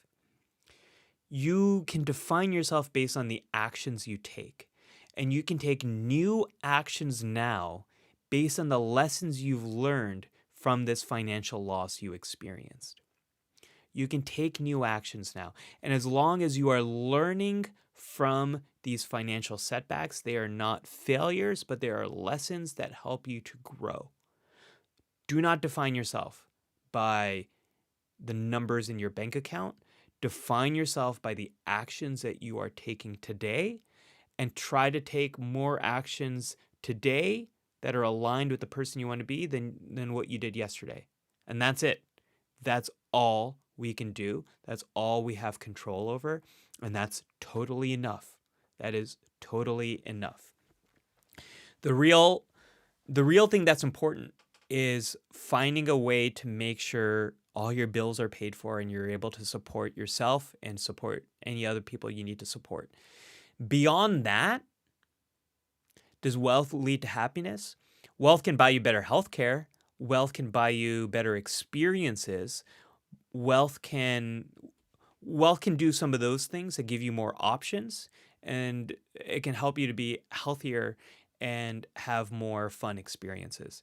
But in general, once all the stuff you need to pay for is paid for, I don't know how much more money is going to help you to feel happier. Um, I think living a life that is aligned with your values, where you feel like you're making meaningful growth, where you are connecting with the people you want to connect with, where you keep learning and keep growing, that is far more important. And it's far more important to consistently invest in other people and experiences that you have with other people. That's going to be more joyful than, buying more stuff that you better clothes and bigger houses and stuff like that. All right, Kelji, I hope that answers that question. Let's see. And Kelji, you say, I try to turn my angst into action. That works once in a while. Yeah, I think like trying to understand what's the thing below the thing. What's really going on below my emotion? What's at the core of this? That can be really helpful. Wow, the chat is on fire. So many great comments over here. Fix said, I had the experience that after weeks of ruminating, there was a plan how to change the situation. Does it mean that processing and rumination was going parallel? What is ruminating and what is processing? Oh, great question. One of the cool things we can do right before, well, not right before, but in the hours before we go to sleep, if we're thinking about a problem we're dealing with, a great thing to do is to sleep on it. Literally go to sleep after you've been thinking about something that's on your mind. Now, for some people, you might have problems falling asleep if you are thinking about that problem you're having right before you go to bed.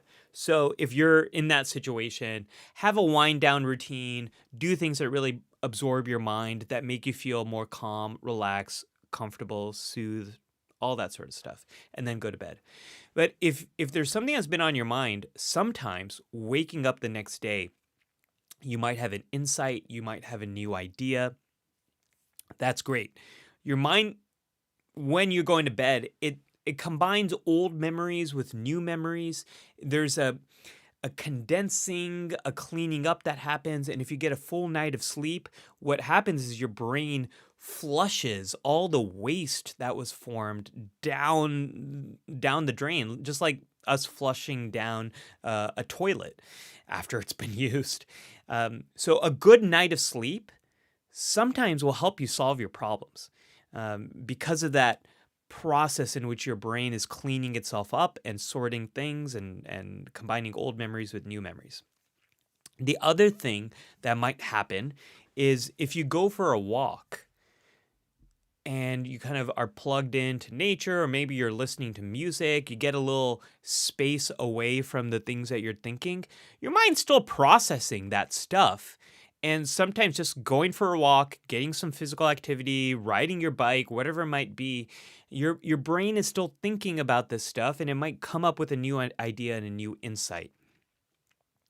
Or you watch a movie, you read a book, you're talking to someone else, and some idea sparks something. All of that is good, healthy processing. What is not good, healthy processing is when you're ruminating. Rumination is thinking about the past, it's thinking about why this happened, what did I do, what went wrong, what could I have done differently. You're stuck with whys. Not thinking about like possibilities, but thinking about whys. If you're getting stuck in the whys and ruminating, that's probably going to make you feel more anxious, more stressed, make you feel more sad. And those emotions are restricting emotions. Those emotions restrict your thinking. What you want are more expansive emotions, emotions that are broaden and build your capacity for creative thought. And so the way you get to those, physical activity is going to get to it when you're walking and moving, experiencing other emotions like joy, awe, wonder, experiencing situations that really absorb you. Those are going to trigger these more expansive emotions. Getting a good night of sleep, that's going to get you there too. So processing is going to happen in these different scenarios, and it's going to help you to think of more creative, novel, interesting ideas. Ruminating is going to keep you stuck. It's going to trigger the more narrowing emotions that is going to get you away from more creative solutions. So I hope that answers that question. Cal says, define your values first. If the rumination doesn't align, reject it. I like that. I glad that resonates. And Cal G says, thank you. I don't think I've grieved the loss. Our family has never defined ourselves by our wealth, so we just moved on. But I don't think we have grieved the loss of security. Yes. Well, Cal G, you're doing all the work here. You are right on. And I think it seems like for a period of time, your family felt intergenerationally secure, which can make you feel, at a state of rest. Now you've lost that, and now you feel insecure, and you never really worked through that. So that could be a good thing to journal, to write about. What is the impact of loss of security on you, on your family, on your relationships, and your friendships? That might be a good thing to explore. Free memes. Hello, Dr. Ellie. Hope you're doing well. Good to see you again. Free memes and Vine kids. Good to see you again. Welcome back. Mr. Sniffle says, sometimes I keep going instead of taking time to find a way to grieve properly. Then later I crash when the emotions accumulate. Can anyone else relate to that? Yeah, totally. Totally. Grief is, again, learning how to remember, not learning how to forget. And on some days it's too much. Some days you're grieving and that grief is too much and it's too overwhelming, and that happens. And so grief is this constant dance of learning how much of this can I remember and experience today, how much of it is overwhelming, and on some days it's too much. I was a godfather to a dog when I lived in New York. Her name was Maji, and I love this pup. It's the first dog I really loved and took care of. And there was something on TV that popped up. There was some dog in some show that looked just like Maji and sounded like her. And I saw that, and I just started crying. Maji died a very long time ago, and I still, in that moment, it was something about how all those things came together where I felt like that was Maji, and I missed her so much, and I just lost it, and I just started crying. That happens. It happens. Sometimes grief just comes out of nowhere, and that's okay. We work with it. We honor it. We give it the time and space it needs, and we learn, how can I live with this memory now? How can this memory exist?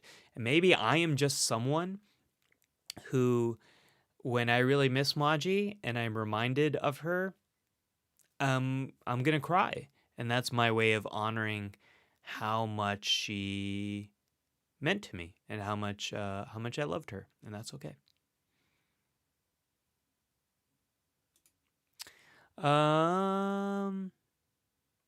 Jovian says, thank you very much, Dr. Ali. You said you entertain me through tough situations. Oh, that's very sweet of you to say.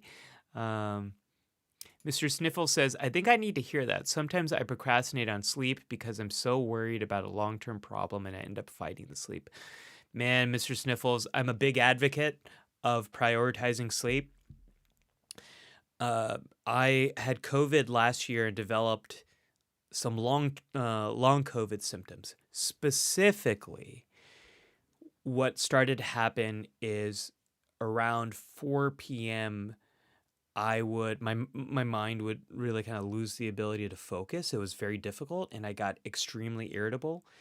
And what I learned is if I am not completely on top of my sleep, if I'm not getting a full 6 hours of sleep, 6 to 8, 7 is the best, but minimal 6, the long COVID symptoms come back. But if I take care of my sleep, if I make sure I don't do anything that disrupts that sleep, including not having too many caffeinated beverages late in the day, then I'm fine. And I thought my symptoms were gone. And then a few weeks ago, I started to compromise my sleep a little bit more because work life has gotten a little bit more busy, and I was staying up a little bit later and waking up a little bit earlier. And some of the symptoms came back. And I've realized I cannot compromise on sleep. The best productivity hack we have for the most part is getting a good night of sleep. You sleep well, your mind works better, you're more emotionally on top of stuff, you solve more problems. Life is completely better when you sleep better. And I know some aspects of sleep we can't control, but we have control over what we do in the hours before we fall asleep. We have control of our environment. We can wear sleep masks. We can change our blinds. We can have white noise machines. We can change the temperature of our bed and how warm or cold we are. We can do all of these things that will hopefully help us to get better quality of sleep. Sometimes we can't get more sleep just because of the limitations of life around us. But there are always things we can do to improve the quality of sleep, to make sure that when we go to bed, we're sleeping deeper and better for longer. We can do things to impact the quality of our sleep. Oh man, you all, this chat is on fire today. Mr. Sniffle says, I've eaten so many extra late night meals this past year because I don't want to sit with those feelings. I'm about to post a video tomorrow on suicide prevention that I actually recorded 3 years ago. And when I post this video tomorrow, you'll see how different I look. And the reason for that is, the reason it took me so long to post this video is part of it was perfectionism. This video is so long, and I do all my video stuff myself, and I just couldn't find the time in my schedule to work it in. And now there's a lot better AI-powered tools that help make editing faster, so it's easier for me to edit now. But a lot of it was my perfectionism. Some of it was my anxiety. I wanted to do this video justice, and I felt like it's a really important topic, and I dealt with that by avoiding it, which is not great. And it's a topic that's near and dear to my heart. I lost a family member to suicide. I lost my brother to suicide. So I wanted to make sure I do this video right.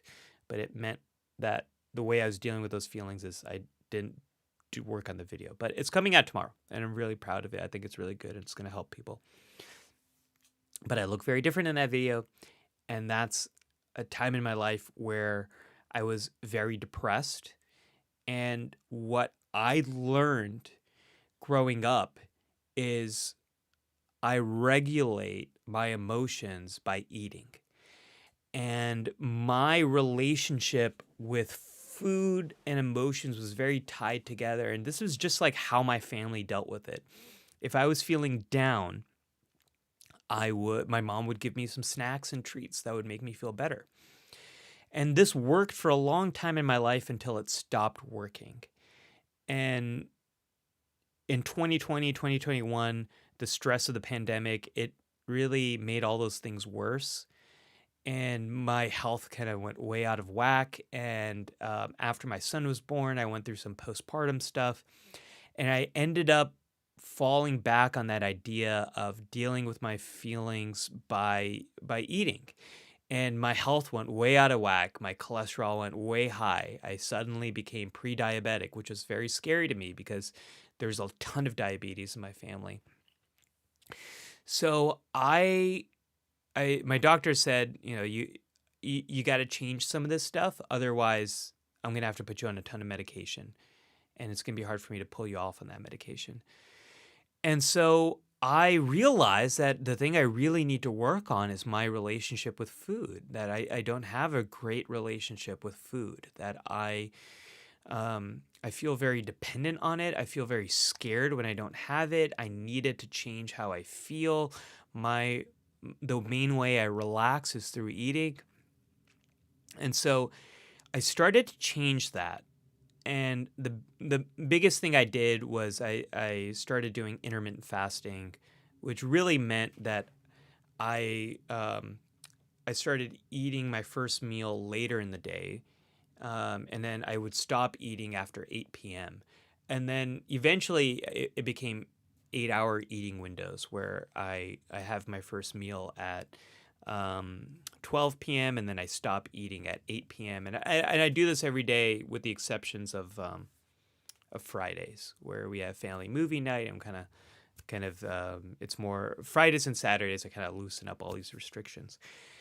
And not only did it help me with a lot of my health goals, but what it really changed, and the reason why I'm sharing this all with you is because I'm a psychologist. I'm not a physician. I'm not a dietitian. I don't talk about those things, and I'm not here promoting any of this stuff. But what I do want to talk about is what I learned through that is how much my way of regulating my emotions was primarily through food. And as I started learning about how to do intermittent fasting in my life, I learned I need a whole new set of activities that help me when I'm stressed, help me when I'm overwhelmed, help me when I'm feeling down. And I developed a whole new set of stuff that helps me with that. And I had to do a lot of experimenting and a lot of learning. And now my relationship with food is very different. I respect it. I value it. I love food, and I love food guilt-free. And I try to, when I'm eating, eat things I really enjoy and kind of like honor the meal and the food and really enjoy it guilt-free. And that is a big difference for me. I don't think I had a very healthy relationship with food in the past, and I do now, and I feel very grateful for that. And you'll see how different I look in that video tomorrow. It's very different, Dr. Ali. Or just go watch my older videos, and you'll see that. Adriana says, I would love a video on the topic of changing your relationship with food. Why have I not thought to do that before? Sometimes, chat, I need you to reflect back what the heck I should be doing. Oh my gosh. I agree, Mr. Sniffles. It's an important topic. We should talk about that. Gosh, we should talk about that. Chat, you all are the best. Sometimes you reflect back these things. And I'm like, whoa, yeah. Cal G says, you have reminded me that the isolation of the pandemic has exacerbated these mental health challenges for many of us. Totally. I think we're still dealing with it. We lived through years where our nervous system was so firing at full speed, and we were so hypervigilant, and we were so on edge, and we were so isolated from each other, and we were taught to be so scared of each other. And then just suddenly turn that off and kind of go back to life as normal. But we can't. Things have changed. Namely, our nervous systems are changed, and it takes some time to work through this. Mr. Sniffle says, that's super interesting about the long COVID symptoms, Dr. Ali. Totally agree that sleep is a miracle worker. It's just hard to be consistent. It seems like all it takes is one bad night. All it takes is one bad night. All it takes is one good night. Um, we can always start somewhere. So I think the biggest challenge to remember is that we can easily shift between like 1 to 3 hours each night, like sleeping a little bit later or waking up a little bit earlier. You got a little bit of wiggle room. For some people, it's more like an hour. For some people, it's more like 3 hours. But once you get beyond that, you're kind of giving yourself jet lag, and it's going to take your body longer to recover from that. A little bit of wiggle room is okay, but if things change a lot, all right, just try to make one step forward. Maybe try to wake up 1 hour earlier, or maybe go to sleep 1 hour earlier. If you weren't able to fall asleep in bed within a reasonable amount of time, get up, do something boring, do something relaxing, and then go to bed only when you're sleepy. Try to only go to bed when you're sleepy. And if you're trying to reset your clock a little bit, just focus on wake up time. And if it's hard for you to get out of bed, drink a lot of water the night before. That's going to make you want to pee. And once you get up and go pee, that you're kind of more woken up, right? So you can always take one step forward to having a better relationship with sleep. For a lot of people, the thing they need to work on is their nighttime routine, is finding things that are soothing and relaxing.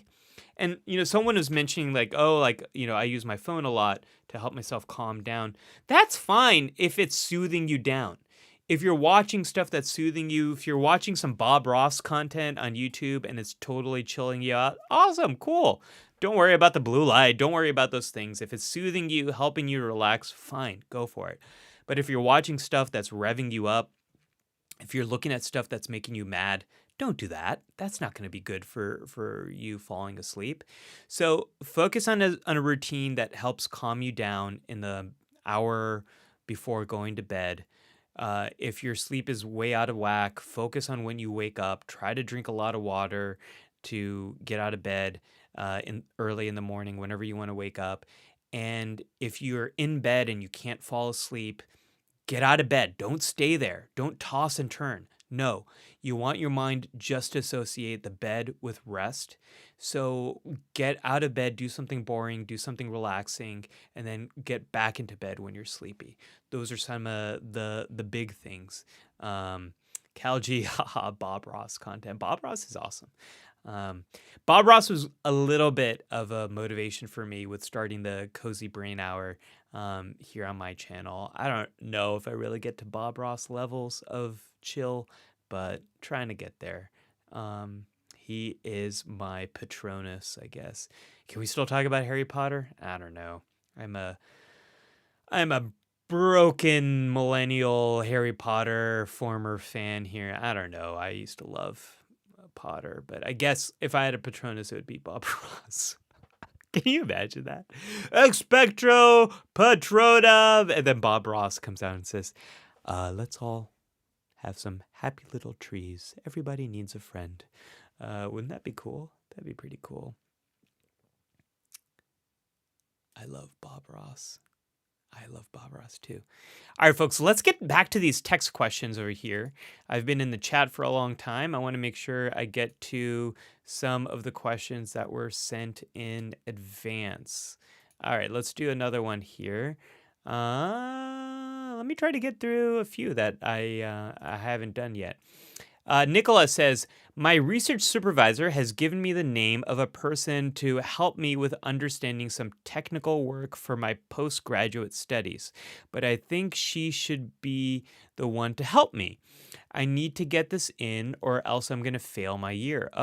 Stakes are big here. I wish I could text my professor, you are my research supervisor, and you should be helping me with my paper, but you have given me the number of an external student who I need to pay to help me understand the work. I do not think that is fair, and I hope that we can make a better plan together. Okay, so here's a situation. You need help. You asked for help. You asked for help from someone who you thought was going to help you. That person gave you the name of someone else. That other person you reached out to, you're doing what you're supposed to, and they said, yeah, I'm happy to help you. If you pay the right price, you don't have that money to share. Now you're frustrated. Now you're upset. You still need that help. What do you do? I gotcha. So, Nicola, what I would say is you do want to talk to your professor. You want to keep it focused on how this has impacted you. Don't focus on how your professor has let you down. It could be your professor super overwhelmed. It could be that maybe your professor doesn't really know how to help you with this. It could be that your professor didn't know this other person was going to charge for this. So, what I would say is talk to your professor and say, I reached out to the person you recommended. It turns out they want to charge me for their services. And I don't have the funds right now to pay for that. I don't have the money to pay for that. Is there anyone else you know who might be able to help me? Is there anything I could do to make it easier for you to answer these questions? I'm really scared and nervous about this, and I want to do a good job. I don't want to mess up. What can I do? What can I do next? What do you recommend? Focus it on that. Because if you say some of these things that you should be helping me with this paper, you have given me this external number, blah, blah, blah, blah, that automatically puts someone on the defense. Like if someone came to me and told me those things, I'd be like, whoa, whoa, whoa, whoa, whoa, whoa, whoa, whoa, I didn't do this, blah, blah, blah, blah, blah, do, do, do, do, do, do, do, do. That's not what you want. You want to focus more on how it's impacted you, and you are seeking the advice from this other expert on how to best move forward. Focus it on that, and hopefully that'll help. And again, that's best done as a question that's dealt with in person. All right, we got that one done. Nikolai, wish you good luck on that.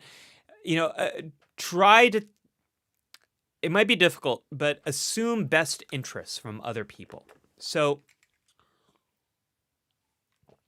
let's assume that the professor had no idea that this other person charges, or the professor maybe knew that they charge, but thought maybe you could afford it, or it wouldn't be that expensive. Let's assume best interests here and move forward based on that, unless you have data that shows otherwise.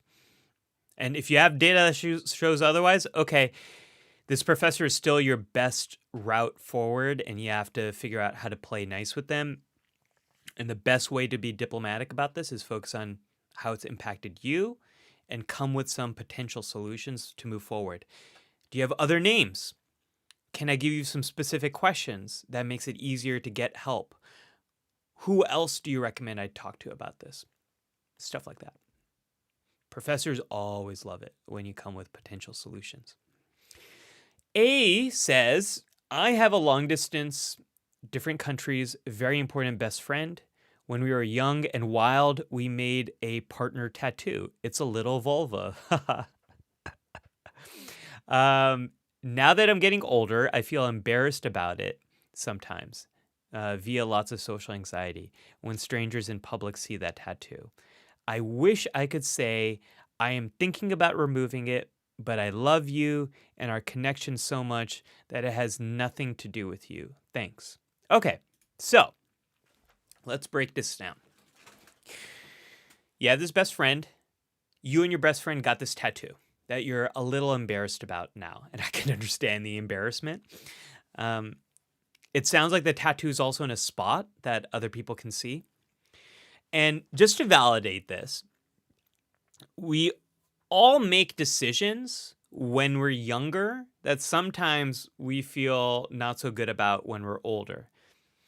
Part of that is just biology. Your frontal lobe, this part of your brain, the part of your brain that puts the brakes on emotions, the part of your brain that thinks about the future, the part of your brain that organizes all your thought process.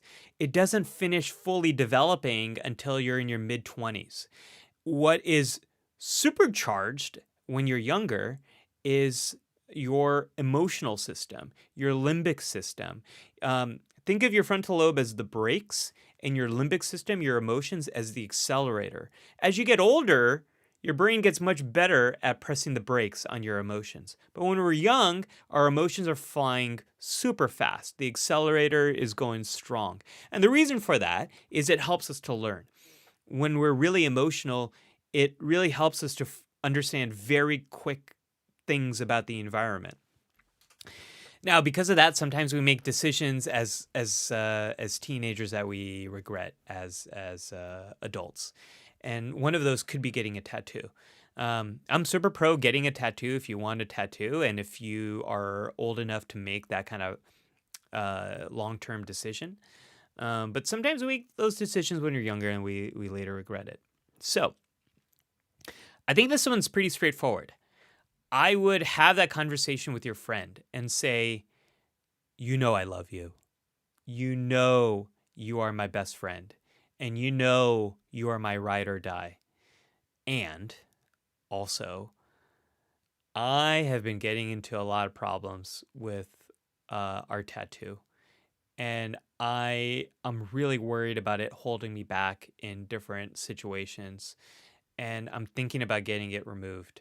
And I've been dreading telling you this because this is something we did together. And I'm so scared that you might think me getting rid of it means I'm not close to you anymore. And that's not true at all. I so love you. And I want us to keep being best friends. And I'm thinking about removing this, and I've been dreading telling you this, but I want to tell you this so we can talk about it. If you phrase things like that, that's totally okay. And it's also totally okay if that other person feels bad. If they are your best friend, they can feel bad and at the same time understand where you're coming from. We can hold these different things together at the same time. We can be best friends and support you and feel sad and feel happy for you. All this stuff is true. Just like how much you love your tattoo and you love your friend, and also you're thinking about removing that tattoo and you're worried about how your friend might react. That's all okay. I would lay it out just like that. The way you kind of phrased it is kind of perfect. I'm thinking about removing it. I would say instead of but I love you, I would say and I love you. I'm thinking about removing it, and I love you and our connection so much. And it has nothing to do with you. It has everything to do with me and my social anxiety and the professional opportunities or whatever it might be. If you phrase things like that, you're totally fine. Everything's totally good. No big deal. You and your friend can talk that out. It's all good. All right. Therapy Gal says, Dr. Ali, when my therapist shows some emotion for me, such as sadness or happiness, I feel pressure or responsibility for their reaction. However, when they're objective neutral, I also worry that they do not care about me enough. I still prefer the latter. What about you? As a client, what type of therapist would you choose? One who shows an emotional reaction or one who's the neutral type? All right, Therapy Gal. The most important thing here is that you are seeing a therapist that you feel comfortable with and that you trust. There are so many different personalities of therapists out there. There's so many different styles out there. Some therapists show more of their emotions. Some are more blank slate and you don't see anything. All are fine as long as you trust the other person. You have a clear idea of what the goals are in therapy, how the therapy works, and how you're going to know if things are getting better. And lastly, you can share these things with the therapist.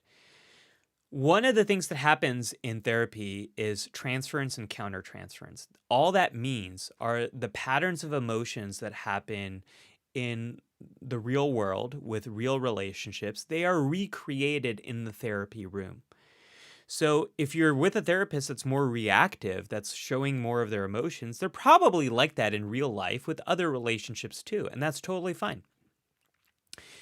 That creates an opportunity to work on those things in the safety of a trusted therapeutic relationship. From your comment, Therapy Gal, it seems like you might be someone who is thinking about other people's emotions a lot. So you can work on that with a therapist. And that's so cool because you can work on that in a way that's open and transparent, in a way that you couldn't with other people. So make sure it's a trusting relationship. Make sure you know what you're working on, how you're going to get better, and then share these things. Me personally, I I would work with a variety of personalities, and sometimes you learn different things from different people. And I wouldn't really have a preference here.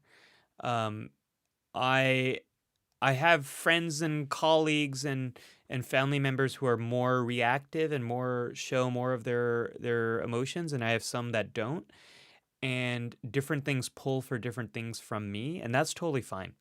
It's more about what can I learn from this person, and different personalities, I can learn different things from those people.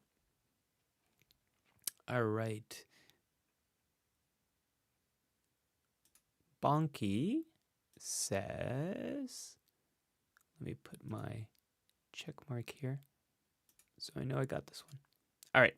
Bonky says, Dear Dr. Ali, why can I comfort other people so well, but when I use the same techniques that I use with others with me, I do not feel any sense of comfort?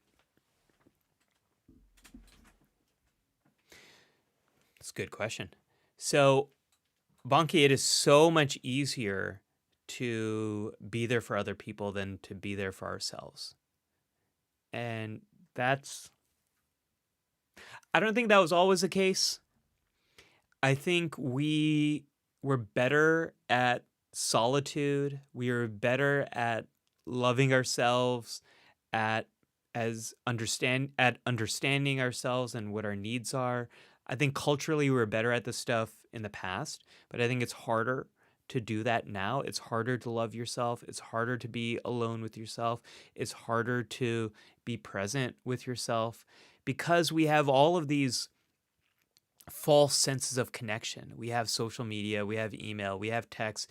It's very hard to be alone in our own head. And when we are alone in our own head, it's not for a very prolonged period of time. So I think it's hard to know what you need, and it's so critical. It's so critical to be comfortable being alone here in your head. So the first thing I would say to you, Bonky, is I'm glad you can be there for other people. Social support, which means showing up for other people in the way they want to be supported, whether it means talking about what's on their mind, whether it means playing video games together, whether it means going for a walk together, whether it means going fishing together and not talking about your problems, whatever it is. The best thing after a difficult experience is to be with other people, to get support in the way you want to be supported across everything. That is the best thing we can possibly do. That's why you're probably able to be there for other people and help them. So one of the things I'm wondering is like, well, who's there for you? Are these other people showing up for you? And if not, what's going on? Do they not know what you might be going through? Do they know but they don't understand that you might be struggling with stuff? So the first thing I would think about is, are you in a place where you're able to share some of your struggles with other people, the people that you're able to help? And let's say you are. Then if you have a hard time applying the same techniques to yourself, well, those techniques might not be the things that help you, but you have to experiment and see what are the things that are going to help you yourself. And it always changes. It used to be that I had no trouble falling asleep. And then over time, I've developed more problems falling asleep. And now I read fiction when that helps, when I'm trying to fall asleep, and that helps me. And that's never something I needed to do before. And in the past, I never needed white noise, but now white noise is really critical for me to make sure I stay asleep. And we all change with time and experience. So you have to experiment. You have to try different things. So this is what I would think for you, Bonky, is are you sharing your stuff with other people in the way they're sharing with you? And then number two, are you experimenting with things and seeing what works for you right now? And what works for you right now might be different than what is working for the other people in your life and what's worked in the past. And that's totally fine. It is totally fine. Things are going to change. Cal G says, someone suggested I learn to self soothe. I don't know what that means. In the old days, we had community. Isolation is unnatural. I'm off to work. Thank you, Dr. Ali. Oh, man, self soothing. Well, Cal G, maybe we should save that for another video. I can spend hours talking about self soothing and what that means. In general, what that means is when your emotions are really high, what are things you can do to soothe your nervous system and bring you back to a regular place? And I think we'll talk about that on another video.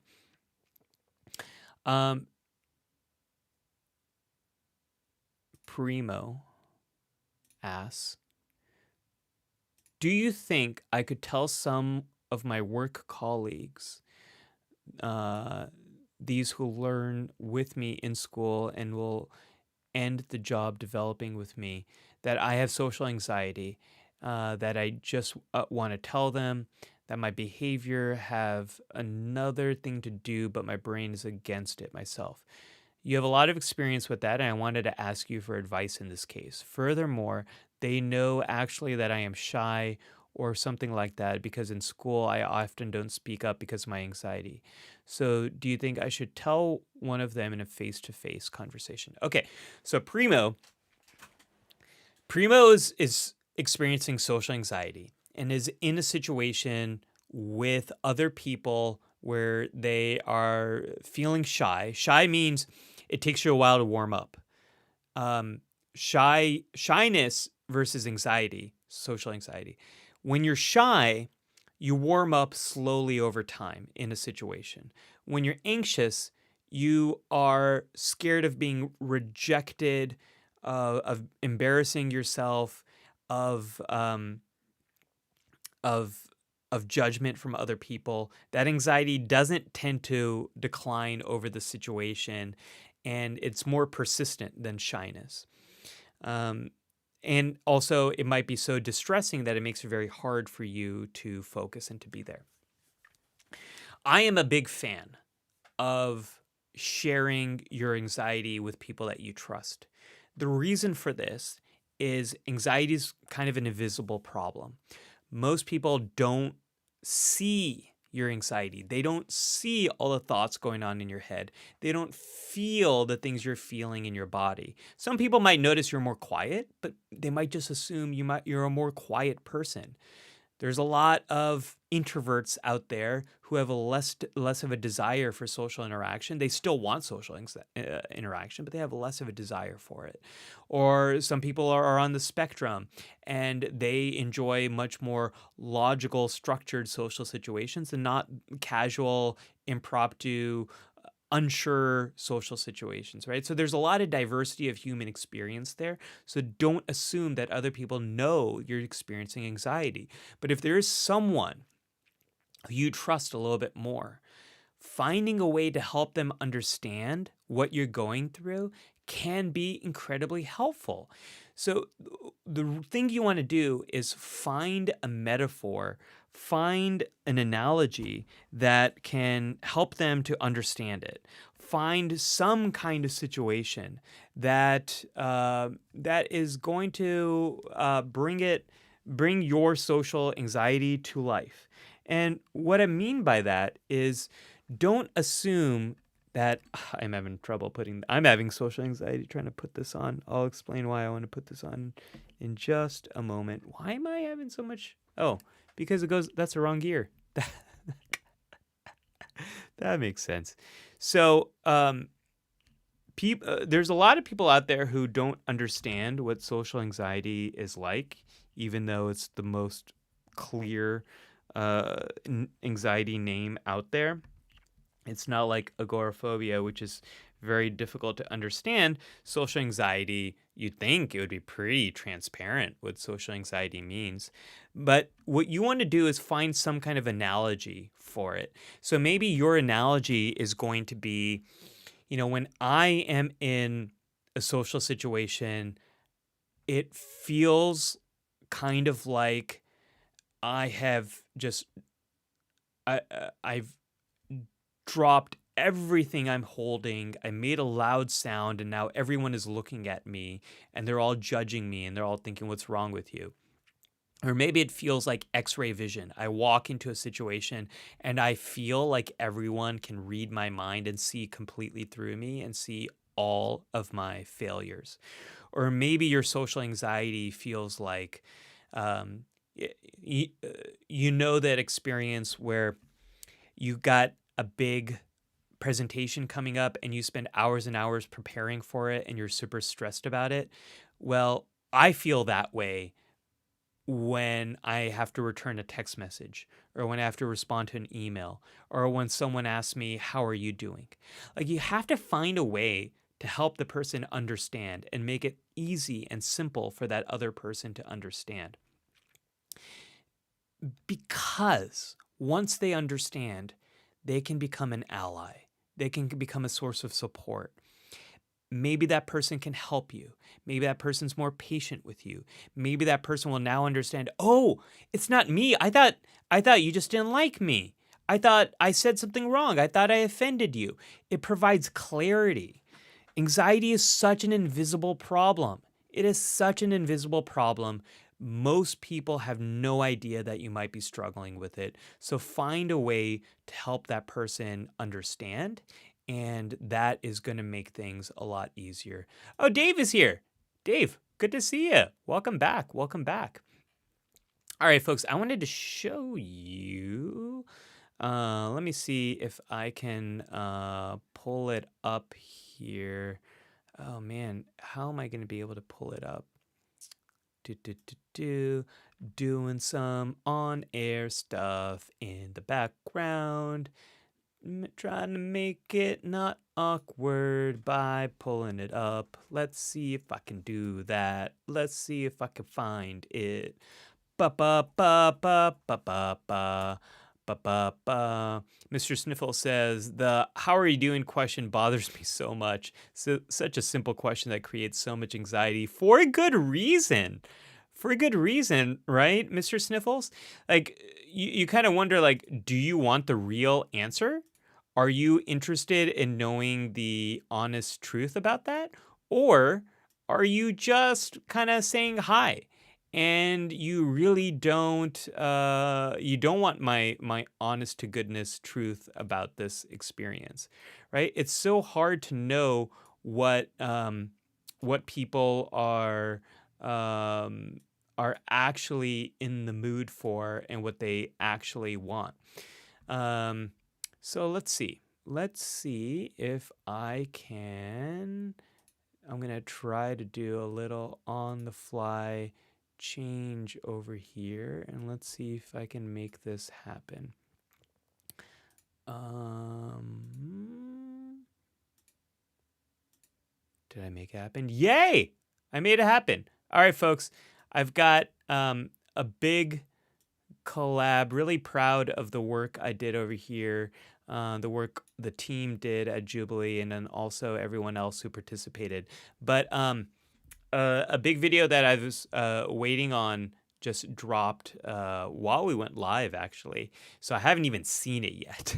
But if you head over to Jubilee on YouTube after this live stream is over, please head over to Jubilee. And the brand new video that they just came out with is called Ex-Cult Members Unmask the Lies, Secrets Revealed. So we did, Jubilee reached out to me to do this video series called Secrets Revealed, where we bring together 6 people who have a secret from their life that most people don't know about. And together, I sit down with these people, we talk through, and they share their stories. They share the secret. And over the course of the video, if they feel comfortable, they can remove their masks and reveal who they are, but they also don't have to. And we've done, this is not the only video. There's another one coming out, and maybe more if you all like this video. But what I really, really struck me with this video, with this series that we made, is the honesty and the courage to share the difficult stuff from everyone who participated in this video. I really proud of Jubilee for doing this, and really proud of everyone who participated. And I want you all to check it out. I think it's a great video. I'm really happy about it, and really can't wait to hear what you all think about it. So check out that video. And with that, folks, we are coming to the end of another Cozy Brain Hour. We talked about worries. We made some plans. We connected in the chat. We drank some coffee. We had a lot of fun. Hopefully you chilled out. I had so much fun being here with you. I can't wait to be connected with you all again soon. Lots of good videos coming out soon. Stay tuned for my suicide prevention video coming out tomorrow. I got a video on shame coming out. I think I should make one on changing our relationship with food. And probably one on self-soothing. Until next time, folks, stay kind, stay curious, and stay awesome. Bye.